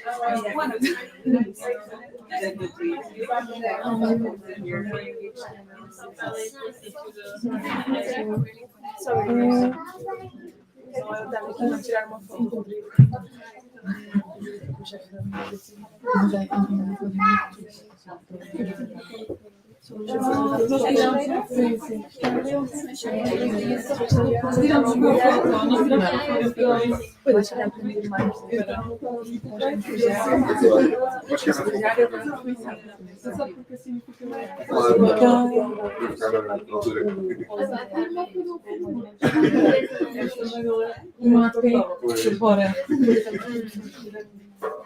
Okay, and we're back. Does everyone have their coffee, their tea? Everyone is seated. Johan, you don't want to sit? No, you have plenty of seat? No? Now we're going to start the second workshop. So I hope you enjoy. And I'm going to give the stage to our second speaker. Hello everyone, and welcome. My name is Margarida Borbinha, and I'm really excited to have you here to join this workshop, where we will go through the basics of machine learning and the basics of how to learn Python programming. So we go from really the basics of your first line of code to your first steps in machine learning. So let's get started with our agenda. I will give you a quick presentation of who am I. Your first steps in Python programming. Python is a really powerful yet accessible programming language, making it perfect for beginners. And then I will give you an introduction to machine learning, where we also going to build our first machine learning model, all in live coding. Margarida, sorry, do you want to put this bigger, the screen? Yeah, thank you. Yeah. So, first of all, who's Margarida? I am Margarida. I have a bachelor's degree in computer science and engineering by Technique. I have a master's degree in big data analysis and engineering by Nova. I started my professional journey as a data science intern. I conducted research. Is everything okay? Sorry, I'm disturbing you. I just want to remove this. It's annoying me. Isn't you? Sorry. Don't worry. Don't worry. So I started as a data science intern, where I did research in some advanced methodologies on customer segmentation. And then I applied for a traineeship also at NOSH. And then at the end of my traineeship, I was hired as a data scientist. And I got involved until now in 3 different projects. My first project within the company was detecting clients with technical issues with our service and try to proactively contact them so we can solve their problems. Then I also did a project in debt collections where I went from ideation to the final product. So I was involved in literally everything. And then in the last few months, I got involved in a new project that we call Smart Pairing, where we try to matchmake you. So every customer that calls the call center, we try to matchmake you with the best call center agent that has the best skills to solve your problem. You don't like to call and say, I don't know what to do, I'm going to transfer your call. So let's start with our introduction to Python. And just to have a sense of the room, can you raise your hand if you ever programmed? It can be either Python, C. Okay, that's quite a lot of people. I designed this workshop to be really from first principles. So if you don't know how to write a single line of code, don't be threatened. I started from the really basics. So let's just motivate you a little bit why learning Python is important for machine learning. Python is known for its easy and readable syntax, making it perfect for beginners. Then Python is really versatile, so it's not just a programming language that data scientists use. So you can use Python for areas like game development, you can do IoT, you can do cybersecurity, you can even do web development. So you learn Python, you can apply it to machine learning, but you can apply it anywhere. So one of the benefits of Python is that it has such a large community and resource.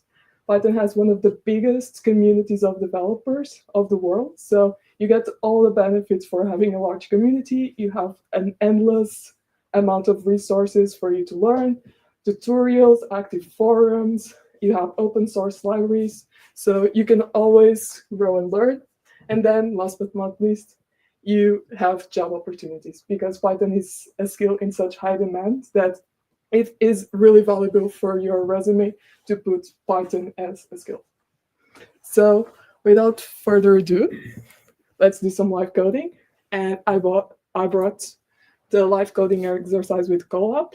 If you want to join me, if any of you brought your computers, you can try it on and see that it's not like magic. You can also do it. So why Colab? Because if we don't use a cloud-based platform such as Google Colab, you have to do all the installations of Python by yourself. That sometimes can be a hassle. And I also only have an hour, so let's do more productive stuff. So to access Google Colab, all you have to do is Google it. That's always the answer. So, oh, sorry. While I put my password, because I don't remember any of my passwords, that's my password manager job. You can connect to the Wi-Fi. So I'm going to access Google Colab.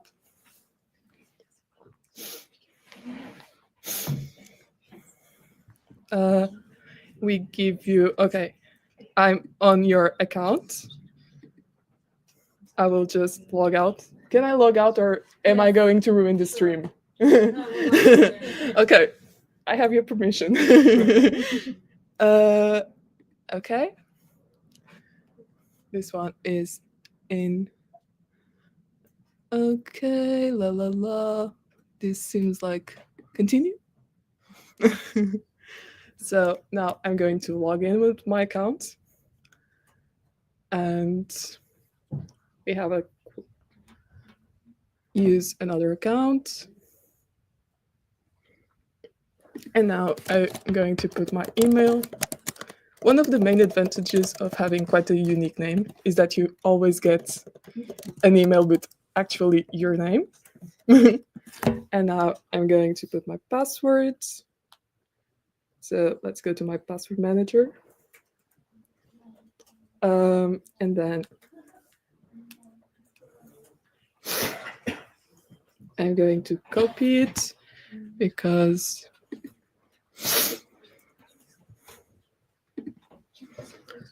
let me try with my passkey.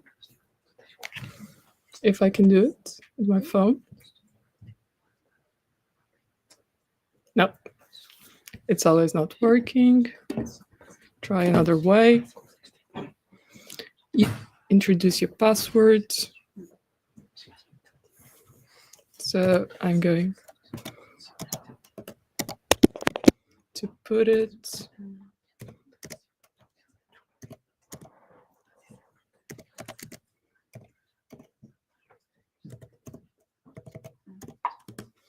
It's a really long and secure password. Auto-generated by... I have to secure my account.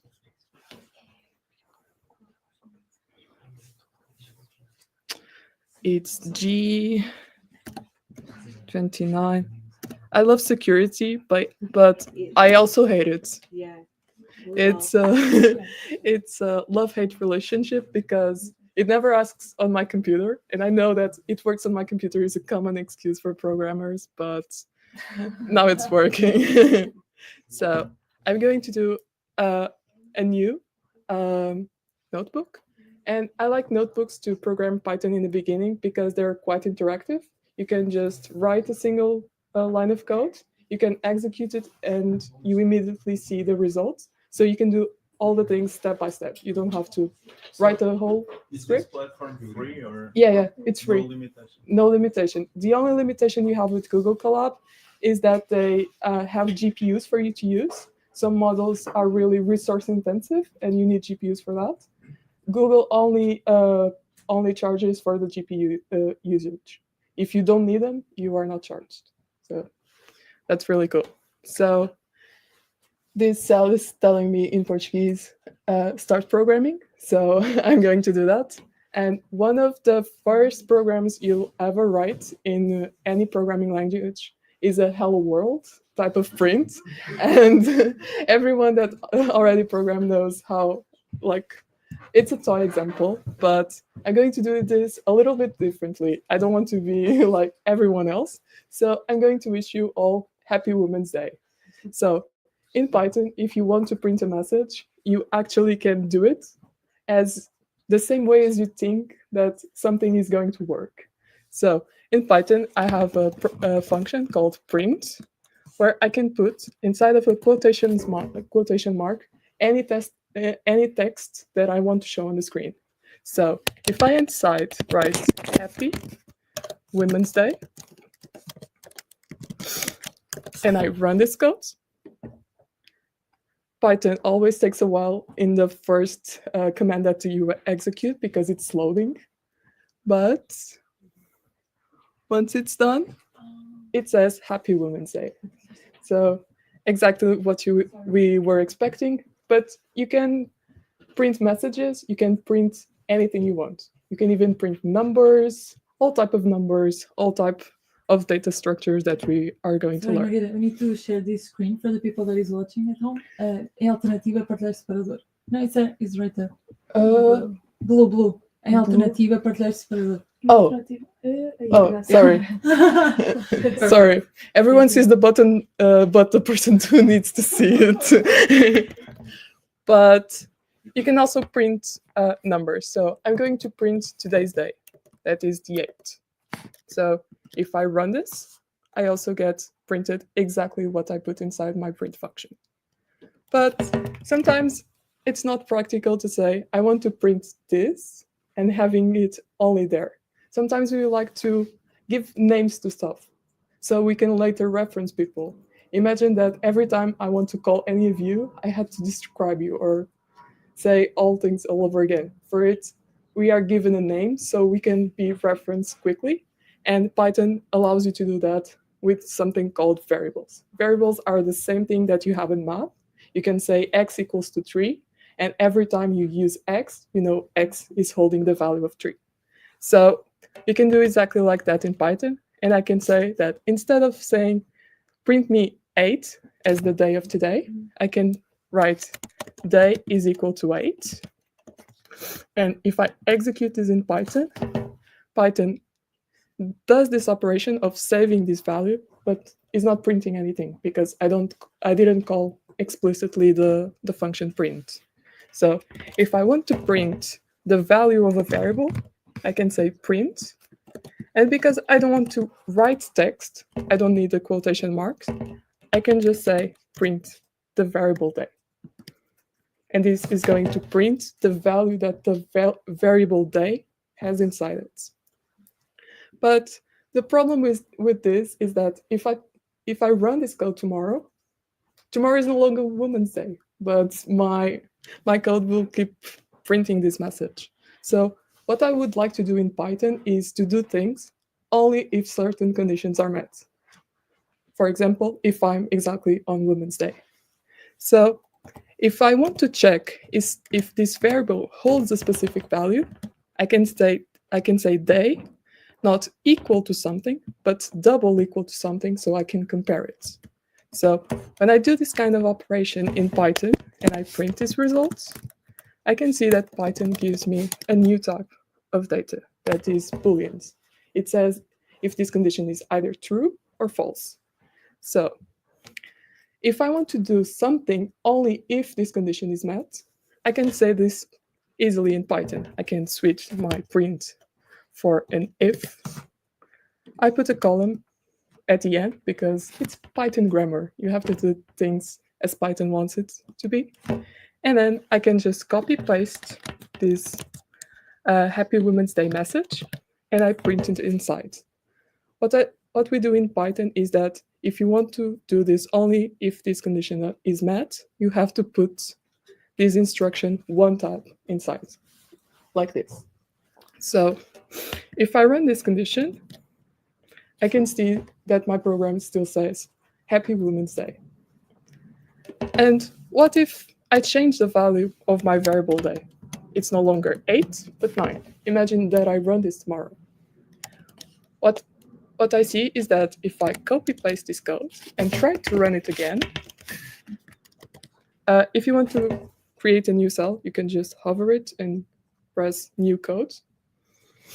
I can see that I no longer have a message because this condition is no longer true. I don't have a message. But this is kind of strange behavior because if some condition is met, I get a message. If it's not true, I get nothing.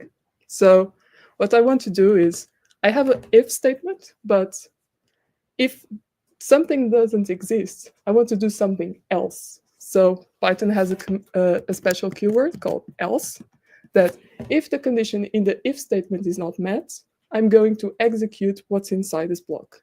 So I'm going to print a new message saying we can still celebrate being a woman.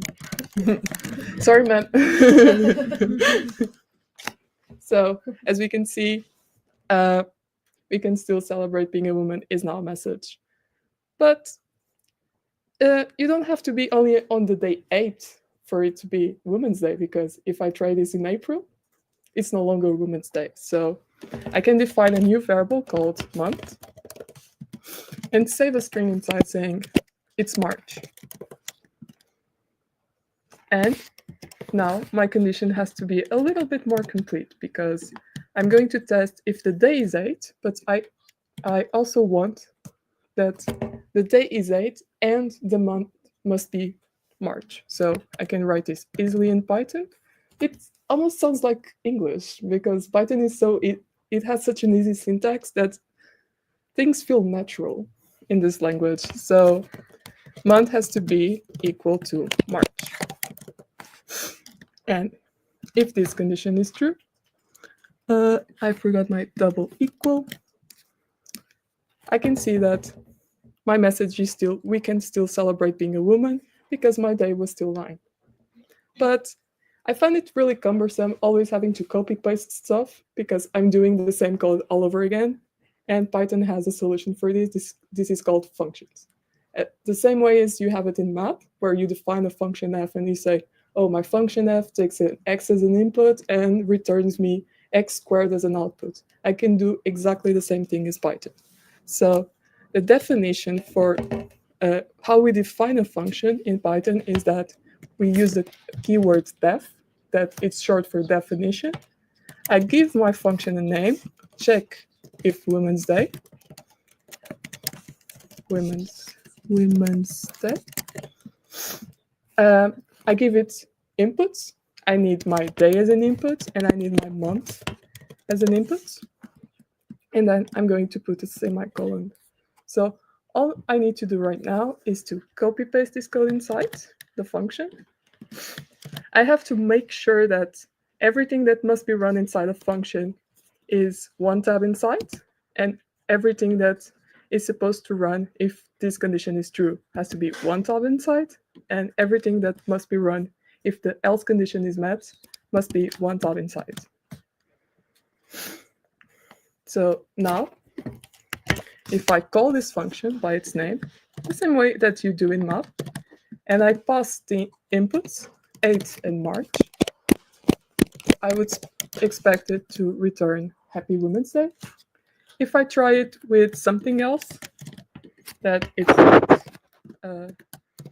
Women's Day, let's say April or May, I can say that we can still celebrate being a woman. So this concludes a little bit of the part of Introduction to Python, and I now will teach you something that is called lists. So we learned variables that hold a single value, but you can have variables that hold multiple values.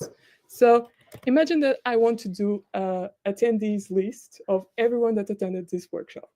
How do I do this? Will I define a variable for a single one of you, or will I define a variable that has all of you inside? So what I can do is define a variable called attendees and use a special notation called square brackets, where I'll put the name of every single one of you inside. Because I don't have the time, I'm going to do only a sample. Can you give me your name? Isabel. Isabel. Can you give me your name? Can you give me your name? Joanna. Can you give me your name? Ludmilla. Okay. No, it's not. It's not. And if I run this, I can see that if I print this new variable, I get exactly what I wrote. That is a list with all of you. But imagine that I want to do a pretty list where in each line I put a single one of you. I can use what we call in Python for loops that iterate for every person in the list the value that each place holds. So I can do for attendee in attendees, I can print the attendee. And if I check, I have my Mac with the reverse scrolling, so it's a little bit weird. I can see every name that I put inside a list in a new line. But imagine that I also want to collect more data, because I collected data for 4 of you, And now I want to add, for example, your age. I'm not going to ask you your age because you never ask a lady their age. So I'm going to do a random assignment of ages. I'm just going to do like this. It's really random. What I now would like to do is to say, imagine that that I only want to print the names of people that are under 30 or equal to 30. I have to say that these two lists, despite being on different variables, they relate to each other. And bear with me because the code is going to be a little bit more messy than it should be, but bear with me. So if I want to iterate a list not by the value, but by their position, I have a command that says, I want to iterate for all the indexes that are in the range of the length of the list. And it's a little bit weird, but I'm going to explain why this works. Because if you want to access a specific position of a list, you can just say, I want the first person in the list. And I see, oh, this is not actually the first, but the second. That's because in Python, indexes start not with 1, but with 0. So our first position is 0. And what a function like this does is it generates all the indexes from the beginning of the list to the end of the list. So if I print this index variable, I can see that it returns me 0, 1, 2, 3. So I can iterate every single value of this list. So as we learned conditions before, if I want to see if someone is under 30 or equal, I can just say ages in the position index is lower or equal to 30. And if this condition is met, I want to print the name, the attendees, in the same position. And as I can see, it worked. But it sounds messy because it gives a lot of work for such a simple task. And normally this is a sign from the universe that you're overcomplicating your life. So because Python has open source libraries for anything you can imagine, we also have special libraries to handling data. So one of the most common libraries for handling data is pandas, because pandas gives you a spreadsheet-like data structure, so you can manipulate your data in Python just like you would do it in Excel. So if you come from Excel, pandas, it's really easy. So how we transform this data to something that looks like pandas.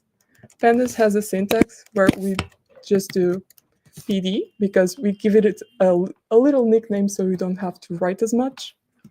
We put a data frame, and then you have a syntax that you have curly braces, and then you just say, I want my column to be name of the attendee. I'm going to pass all my attendees' names, and then I will create a new column, because this is saying this name has this value and comma, because I'm doing another column. I'm going to do another column with ages. And if I check the output, it gives me the spreadsheet-like data structure that I was talking about. So let's store this inside of a data frame called data frame attendees. And now, if I want to print only the people that are under or equal to 30, I can do something that's really simple. That is, I can do df attendees. I access only this column. And as we can see, I'm just working with this column. I can do a logical condition saying I want everyone that is less or equal to 30. And my output is true or false for each person in the dataset. And then if I want to filter just the people that match this condition, I can put it in square brackets and saying, I want everyone in this data frame, square brackets that match this condition. So as I can see, I now have my attendees that has less than 30. Imagine, for example, I do something wrong in my data collection, that is inserting someone twice, because I ask the same person their name 2 times by mistake. I can say, I will create a new data frame called new attendee. I'm going to put their name the same as Isabel. And I'm going to put Isabel again, just for our toy example. If I want to include her in the attendees list, I can concatenate the 2 data frames. So I'm going to put a list saying I want my attendees, and then I want to join my new attendee.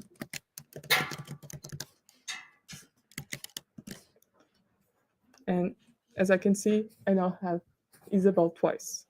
And normally this is a data problem. So how can I fix this easily with Python? I can check for duplicates, people that are here twice and they shouldn't be. So there is a useful function in Python, in pandas, that says drop duplicates. And I can see that pandas automatically see that, oh, I have 2 lines that are exactly the same. Let's remove one. So this finishes my part of, I don't know where I was. Okay, help. Help. I don't know where my slides are. Okay, they're here. Okay, fixed. It's way harder to fix, but do you have any questions about the little Python demo that I just did? It sounded like magic, too easy to be true. Everything you wish you could do yesterday and you learn now. Cool. So let's start with a part of the introduction to machine learning. That's the really cool part of why we learned Python. And I would like to start with, okay, I have to put this full screen as I was taught before. So I brought to you a quote from an author that I really like, that is Andrew Burkhoff. And this is his definition of what machine learning is. And by his words, machine learning is a subfield of computer science that is concerned with building algorithms which, to be useful, rely on a collection of data of examples of some sort. And in this quite simple quote, we meet several of the key concepts of machine learning. The first is that machine learning is not a subject by itself, but it's a subfield of computer science. And then the fact that it is concerned with building algorithms. We built our first algorithm in the Python demo. That was the function that we just did. We just checked for the day and the month to be a specific day and month. That means it's Women's Day. But in this type of algorithms, me as a programmer have to specifically instruct the computer of every single decision that it must do to match the input and the output data. But in machine learning, the type of algorithms we are trying to do is to create algorithms that are in reality mathematical models that try to infer from data the relationship between our inputs and our desired outcomes. So this process of programming the algorithm is not made by us programmers, but by the machine. So this leads us to the third key concept, that is the reliability of the collection of examples, the part of we need data. And then the fourth key concept is the to be useful part. So machine learning models have to be useful. And machine learning models are only useful if they take the data that they learn, that they use to learn the relationship between inputs and outputs. And in new scenarios, they are actually capable of giving us good predictions. If this doesn't happen, we don't have a good machine learning model. So let's move on. I would like also to introduce you to the machine learning workflow because this is just like the water cycle. It always revolves around the same steps. And at the beginning, we have the data collection, because if we rely on data, we need data. It's always the first step, and we need to gather this data. And normally, we want to collect quality data, because quality data equals to quality models. It's part of life. So the second step is data preprocessing, because data collection, like all processes, they fail. They fail, and they fail quite often. They only do not fail if you go to Kaggle, or if you go grab a pretty data set that was pre-prepared by someone else. In that case, you don't need to prepare it, but someone did that for you.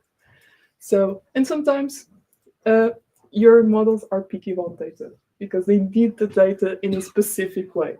So the part of cleaning, imagine that when we introduce the duplicate in our attendees list, this is something I want to clean, because it's a mistake and my model shouldn't learn from my mistakes. Then I have a step of model selection, because machine learning has algorithms, not just one algorithm. And with new research coming every single day, you have plenty of models to choose from, and it's our job as data scientists to pick the best model to the task at hand. The fourth step is the training of the model. So you have the data, you have the model, and you're now trying to learn the relationship between the inputs and the outputs. And that's what training your model means. The fifth step is the evaluation. That's, I'm going to check if my model is useful. My model is useful if it predicts correctly new situations. So I don't want to see just the evaluation from what I used to train, because my model can be good at that, but it's only as good as a student that memorizes the previous exams. If you get a new exam, you're definitely not going to pass. And then we have the last step, that is deployment. Now I have a very good model that I'm really confident that will bring value to my company, to the project I'm doing, etc. And now I'm going to put it in a real-world setting. You can integrate it with an existing system, or you can just do a web page where people can simply interact with it. So, next. So, machine learning is a type of the way that machine learns, but there are several types. There isn't just one type of learning. And you have things like supervised learning that Nathália talked us about. That is, you have tasks where you know the inputs, but you know that you have a correct answer. You know the outcome that your model should get you.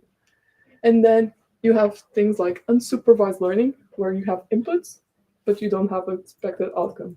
You just don't know, you're looking for patterns.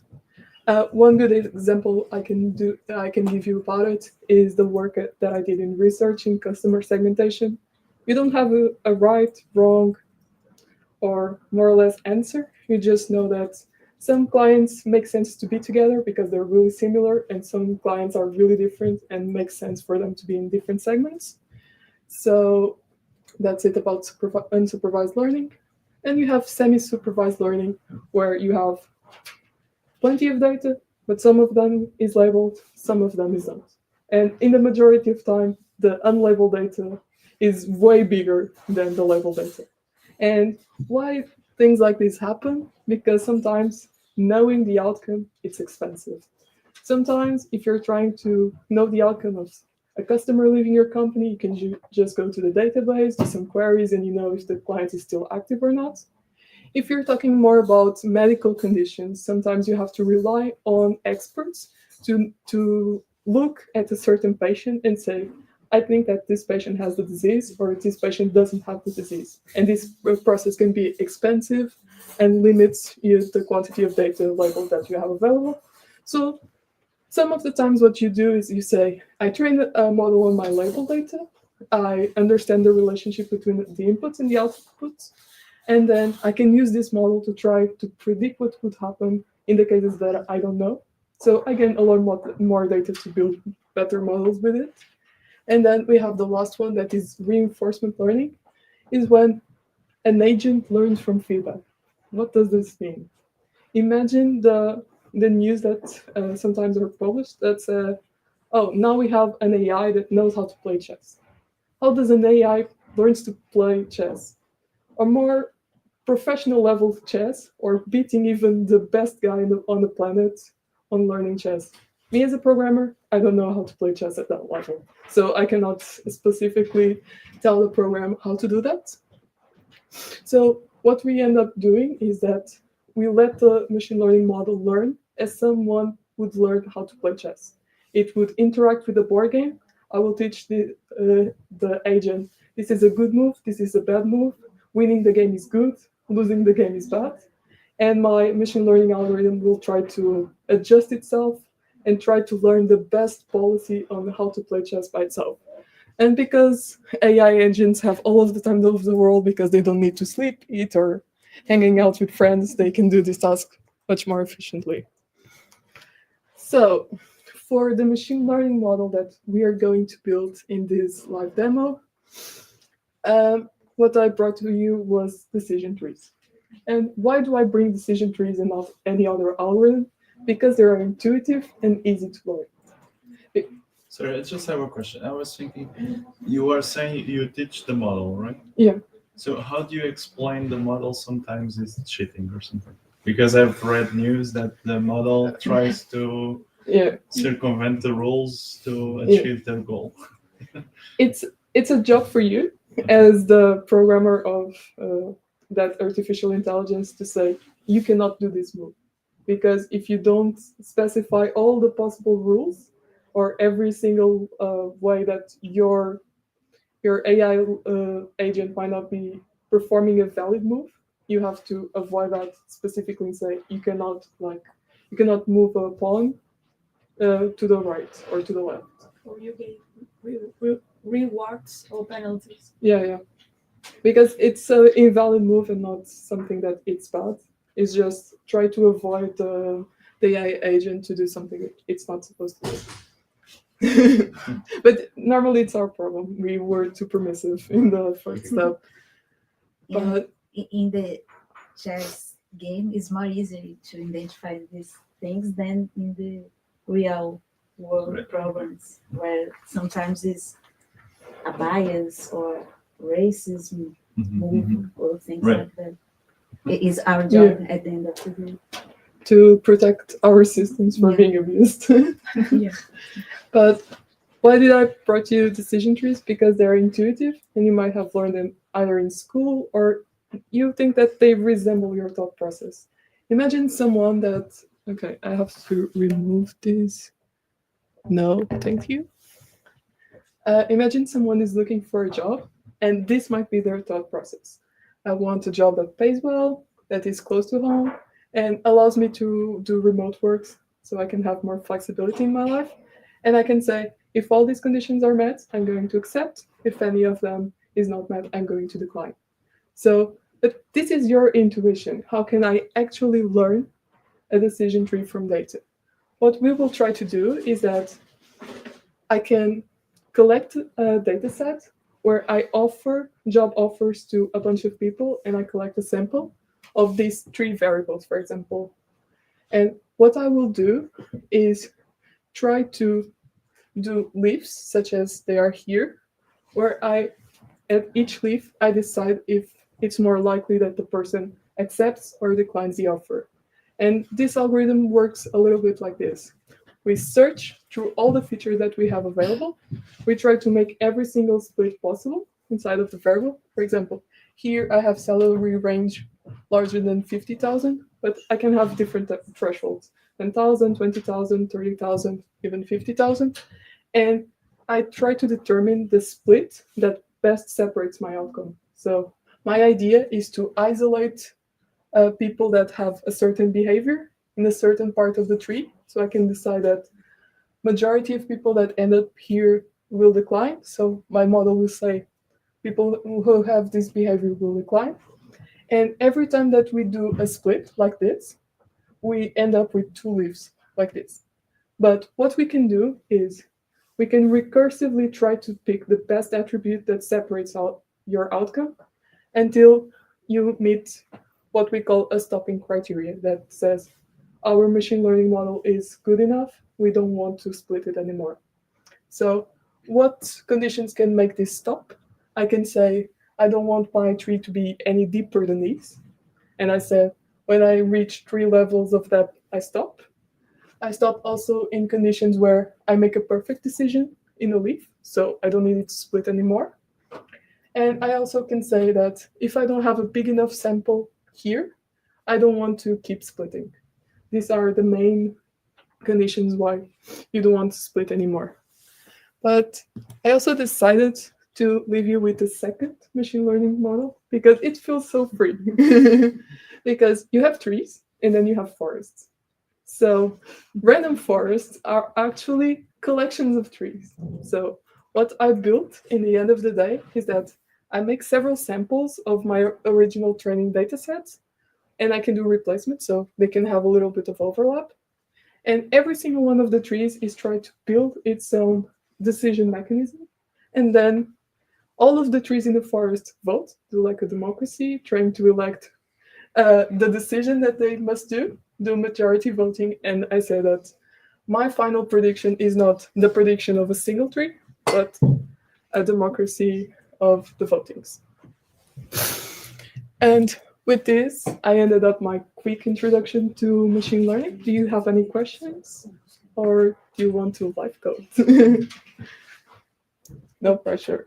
Just to mention, that's why the generative AI is not enough, because look how many things we are talking here. How can we evaluate if the model is good or not? It's a different way to think. And yeah, we need margaritas doing that. I'm sorry, can we go back to forestry or process trees or decision trees? Decision trees, sorry. Yeah. So I'm a beginner. Okay. Very new. You're talking about machine learnings in this situation and how the machine can learn. So basically what we would do is, for instance, in this example, is see how many people would not accept or accept the job. Yeah. This would be a type of data that we would get. Then as we go further down the tree, we would say, oh, this condition is like most likely to cause people to reject the job. So we need to adjust our conditions, and then we go through the thing again. Am I getting it right? Yeah, more or less. What we do is that we always pick the attribute that enables us to separate past the outcomes. So imagine that you say, if I split between people that want remote work or office close to home, and you figure out that being able to have remote work or not makes people more polarized in either taking or not taking the job offer. So for the decision algorithm, this attribute will enable you to best separate the outcomes, because you have like the separation that you do between those who have this condition and those who do not have this condition maximizes like the gain of information that you do by doing this. So you know more about the likely outcome by splitting on this attribute than with another one. Yeah. Okay.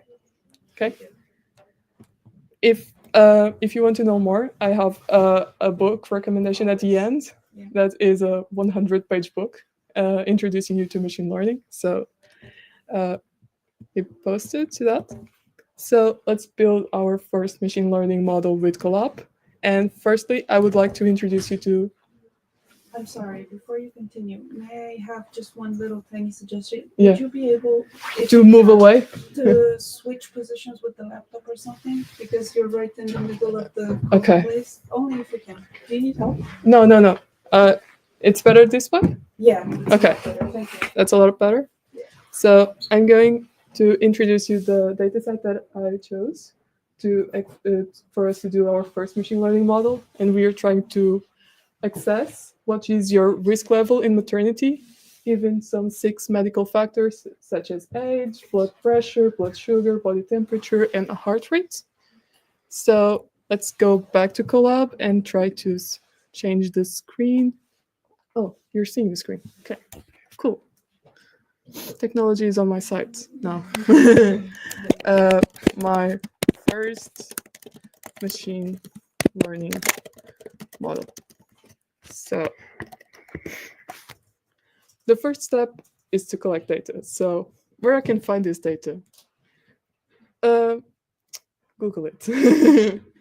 So if I search maternity risk datasets, I will get that the second result is a data bank called UCI, where you can take plenty of data sets for any of your pet projects if you get enthusiastic about data science, and you can import it in Python. Hello? Okay.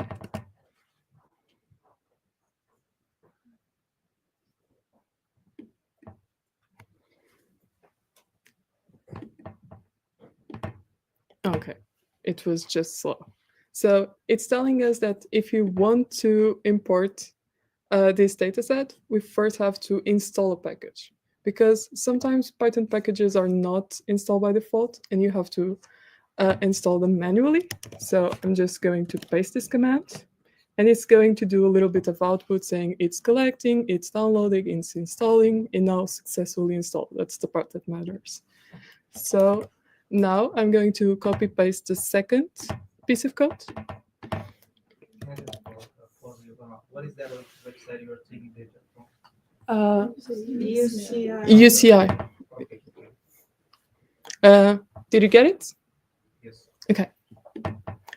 So now what I'm going to do is that I don't need this metadata or variable information because it's just documentation of the data set I just retrieved. And what I'm going to do is, instead of calling it X, I'm going to call it df_risk. And then I'm going to say that these targets will be a new column from in my dataset called label, because I have labeled data here. And after run this code, I can see the data that I imported by calling this.head, or I'm going just to look at the first 5 rows of my dataset, and I can see that I have all the indicators that I told you that the dataset would have, and then I have a label that is the risk level of the patient. So just to check for some problems with the data, because you import data, but you never know who collected it, so it might have problems. So I'm going to do something that I normally like to do, that is sort my dataset by some value, so I can get a sense of what my dataset has. And I would sort by the column age. You have to put the exact same name as it has here, because Python is case sensitive, so if I write it with a lowercase a, it's not going to work. So if I do this, I can see that I have my youngest patients that are a little bit too young to be mothers, and that's unfortunate, but this is a Bangladesh collected dataset, and it shows that women's rights are not the same everywhere. So we are really glad to be in Portugal living this life. But one problem that I can see right now is that I have the same problem. I have duplicate data between the first and the third row. It's a patient that exactly like the other one. So my model is learning from a data set that has duplicates that are not adding information. And then I have a problem that I want to use a certain amount of data to train and a certain amount of data to evaluate my model. So if I have duplicates, when I split my test and train data set, I might have the same example in the train and the same example in the tests. So it invalidates our intuition that I want to have only unseen data. So for this reason, I'm going to remove any duplicates that this dataset might have. And I can see that when I do drop duplicates, I can reassign the variable back to the df risk. And if I inspect my dataset again, I can see that now my dataset, instead of having more than 1,000 patients, now it only has 400 and something. So this dataset had a lot of trash, but it's better to have a quality data set than a data set without quality. So now that we have our data set fixed, it might have another problems, but we will ignore it.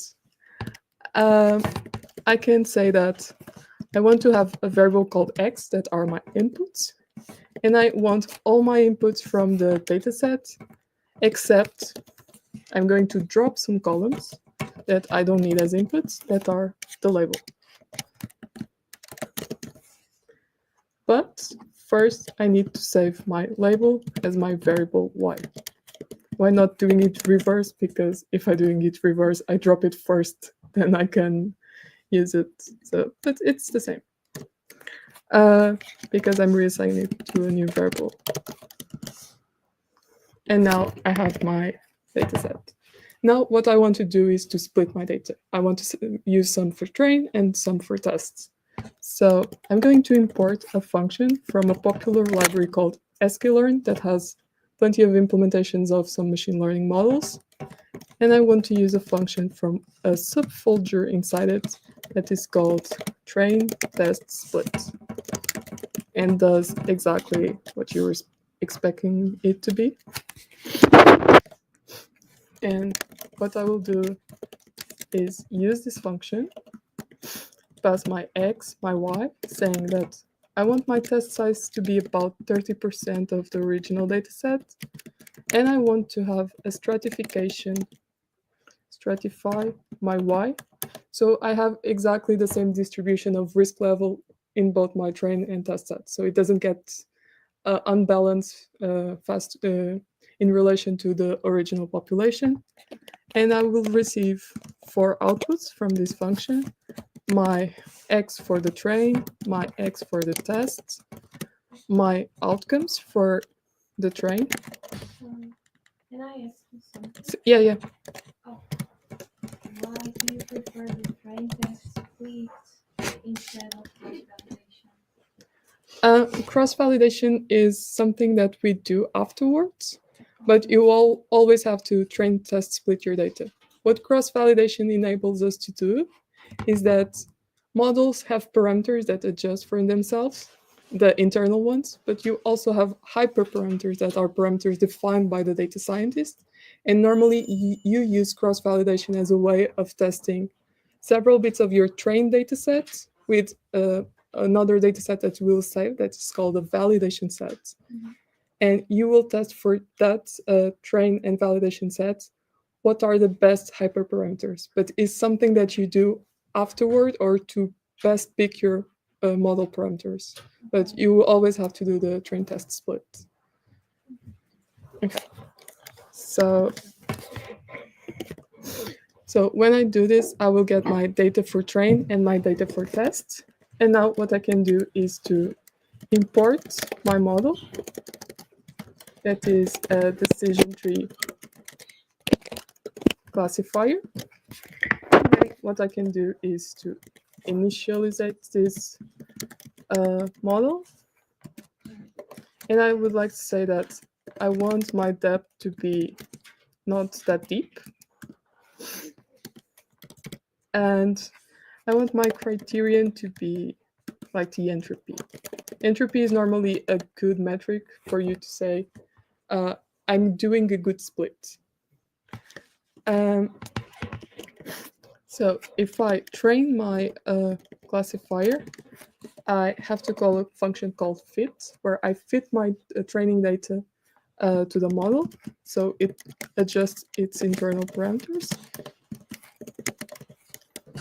And then I reassign this variable to have not the algorithm, but the fitted model. And then I can evaluate my model, saying that I want to score it.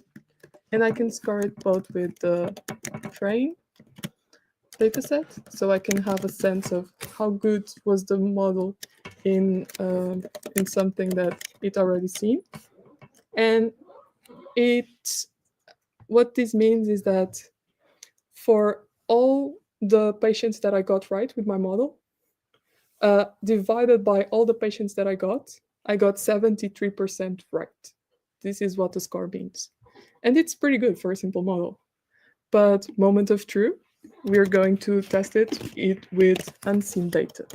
That is, instead of the train, it's my tests. And I see that I have 71% on data that I never saw before. So because this gap is so little, I can say that my model generalized well on new situations. If I want to see what my decision tree looks like, we can do really cool stuff. That is, import a function from the same module, the tree, called plot tree. And when I call plot tree, I pass my classifier, my train classifier. I would say that I like the squares to be filled, so they have colors. I like colors. My feature names are going to be the list of all the columns that I had. So this operation x.columns tells you the name of the columns that you had on your dataset. And then what I'm going to do is to say that my class names, the names of my output, are classifier.classes. These are like methods that you can just Google it and you have all the documentation. And what I see is that it gets me a little bit of text, but at the end, it gives me a decision tree of what my model considers to say that it has low risk or not. So for my model, a patient with low risk has a blood sugar less than 8.5, a systolic blood pressure less than 125.6, and a body temperature less than 99.5. This is in Fahrenheit, but this is more or less 37.5. That is the normal body temperature. And I will say that my patient has low risk. If I ended up in any other path in these decision trees, I would have other patients with mid-risk, with high risk, mid-risk, high risk. So I don't know how much time I still have left because I didn't count, but organization, do I have to stop? No, you can keep going. Okay. How long do you need? 5 minutes, not even a No, lot. he's spelling now. He's saying like it's time to eat, maybe. Okay. That rusty. Oh. Okay, I really like this this series. It's really good. I recommend it. Have you finished for questions? Are you still need to present more? It's just if you want to see random forest in action, I can just show you how quick it is for you to change a model. So you change your mind, you need a new model. Okay, let me try to put it on again. I don't know how long I took, but try to solve it. And then, all right, so you get the data from the site, right? You import it into Python, then you clean the data by copying the duplicates. Yeah. And then you split the data to have a test data and one to train my model. model. Okay. And then before the evaluation of the model, you pick the model, I guess. And I do some data visualization because it's always great to see exactly. Nós estamos a ver, Lúcia, foi só mesmo a ligação com o monitor. Olá, Sara. Hello. Hello, voice from the other side. You're good. I think you're good. Okay. But so let's see how easy it is for us to switch models. So what I'm going to do is just copy paste some lines of code because it's more of the same. It's not really that different to choose another model. So I'm always scrolling down, up instead of down. Through this kind of visualization, so instead, so to for example, if ensemble, life, I have lower probability. So because random forests are actually groups of the same model, we call them ensembles. So it is from the ensemble module instead of the tree module. So I will import the random forest classifier. And then I can do exactly the same. That instead of initializing this model, I can just copy paste and saying, instead of this model, I want this model. And because there are still trees, these two parameters still apply. I'm just going to add a new one saying that I want n estimators to be like 10, no, 9, for example. But I'm saying I want 9 trees to be built. And then I can fit it.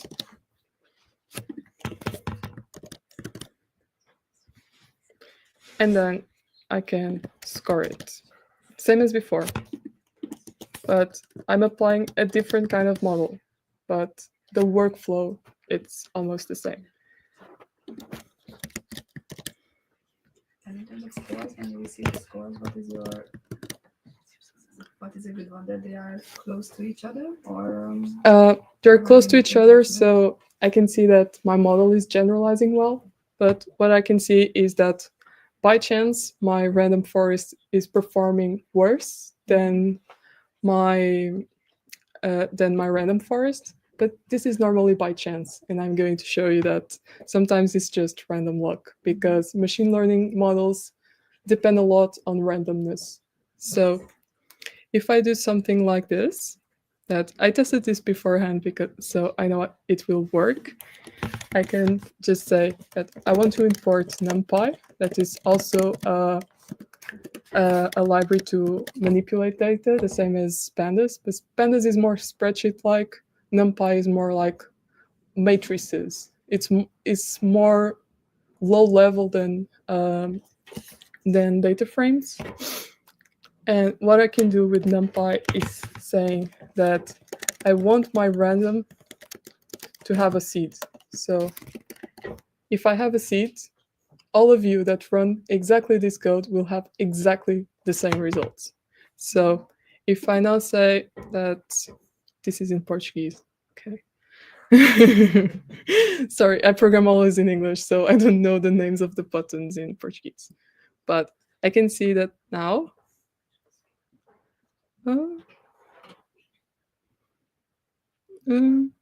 It's still worse, but I don't know why. But sometimes you just end up with a different randomness seed, and you can get, normally the random forest will outperform by a little bit the decision tree, but in this case it didn't happen, but that's part of life. Complex for the situation. What? Maybe the model is too complex for the situation. Maybe, sometimes. But with this, I will end up my presentation, and I would just like to leave you with, I don't know where my slides are anymore. That's always a problem. Where do I find, oh, okay, thank you. So do you have any more questions? I would actually like to have this whole notebook, because Okay. after splitting the data, I couldn't follow it. Everything was just behind you. Oh, okay, sorry. But I will ask Cynthia or someone from the organization to forward you the notebook so you can try it home. Do you have any more questions? Okay, if not, I will just leave you with some recommended materials. I am going to recommend a book by the same author of the quotes that I showed you during my presentation. From this book, the 100-page machine learning book. It doesn't have exactly 100 pages. It has a little bit more, but it's still worth it. And then you have a Python tutorial for beginners. This one is 5 hours and not 1 hour, just like I did. So it would be like a 0 to hero in Python. You would learn so much, and you will take your Python skills to the next level. So I hope you enjoy the presentation. So I have a question. I was checking the title of your presentation. Yeah. It says how to predict the future. So yeah. Let's say you are working at NOSH. How do you? So I guess you do something else besides what you just showed us, right? Yeah. As I told in my introduction, I have here some of the projects that I was involved in. Okay, this has a delay.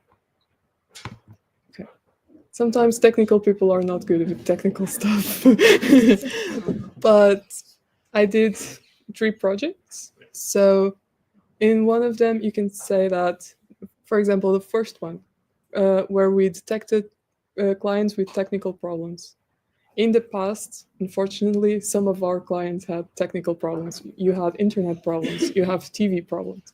So we know in which situation were your like signals to your home, how were your equipment behaving by the time that you complained about the service. So with that type of data, I can say, in the future, I know which clients will have problems because they will be in similar conditions to the people that had problems in the past. So that's how a data science just predicts the future, because I know the past, I know that people never change. That's quite a bold statement, but that's what we do in machine learning. We say, if this happened in the past, I know that someone in the future with exactly the same input will have probably the same output. In the case that we collected the data that is critical for this decision, because sometimes you cannot predict the future well because you don't have enough data, or your data doesn't have a real impact on the outcome. And so basically you design an algorithm that's going to predict that, and then you can run that algorithm as many times as you wish. Yeah. So at Nudge, what we do is every day we use the model in every single person and say, oh, these are the people that are most likely to have problems today. Let's try to give them a call, checking up. Are you okay? If the person says, I'm not okay, I got it right. That's not good, but I did my job well. Yeah, and sometimes through the modeling process, like the tree, Margarida Cherry, we can get some insights from where the problem comes from. So from the leaves that she shows, we can, okay, the problem came from one thing that I can correct it. Yeah, I can fix before the problem even occurs. That's why I share that small process. We have the data. Yeah, we have the word, the data, the modeling. Yeah. Action, and we try to fix the problem even before it happens. Yeah. I wasn't able to see if your decision tree had probabilities assigned initially. No, it didn't, but it had the entropy associated with the leaf. So each node is telling you, if I have a high entropy, it is because I have several classes disorganized inside that leaf. If I have low entropy, it's because that leaf has the lowest amount of possible different classes as possible. So it's as close of doing a perfect decision as possible. Yeah, I was asking because she was talking about assigning, I don't know if it was probabilities, but to make sure if the prediction is accurate. So I think it's the same. Yeah. Normally you have more like probabilities in other type of models. Here is more, do I end up in the right leaf or not? You can still have probabilities, but they are not that easy to interpret. But you can read about it and try to build an intuition. Similar things, different names. Yeah. I can say. Yeah.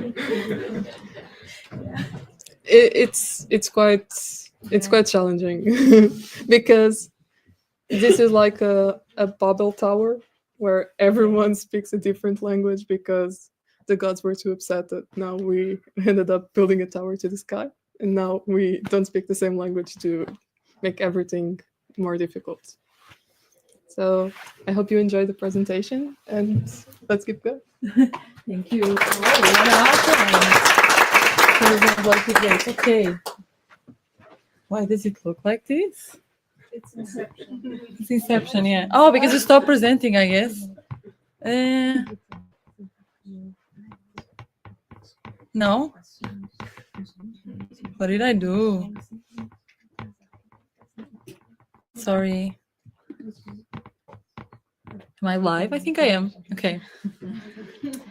Thank you so much. I hope you enjoyed, these presentations. Guys, will you give the presentations? Is it okay? Were you considering it? Yeah. Okay. So, if you wanna give me your emails, maybe you can. Well, if you sign up through Ironhack, actually we have it. For the Geek Girls, we have to give another layer of authorization. Then we can send you the presentation. So talk to me in the end if you want. So, for the people who sign up online, yeah, someone was asking for that.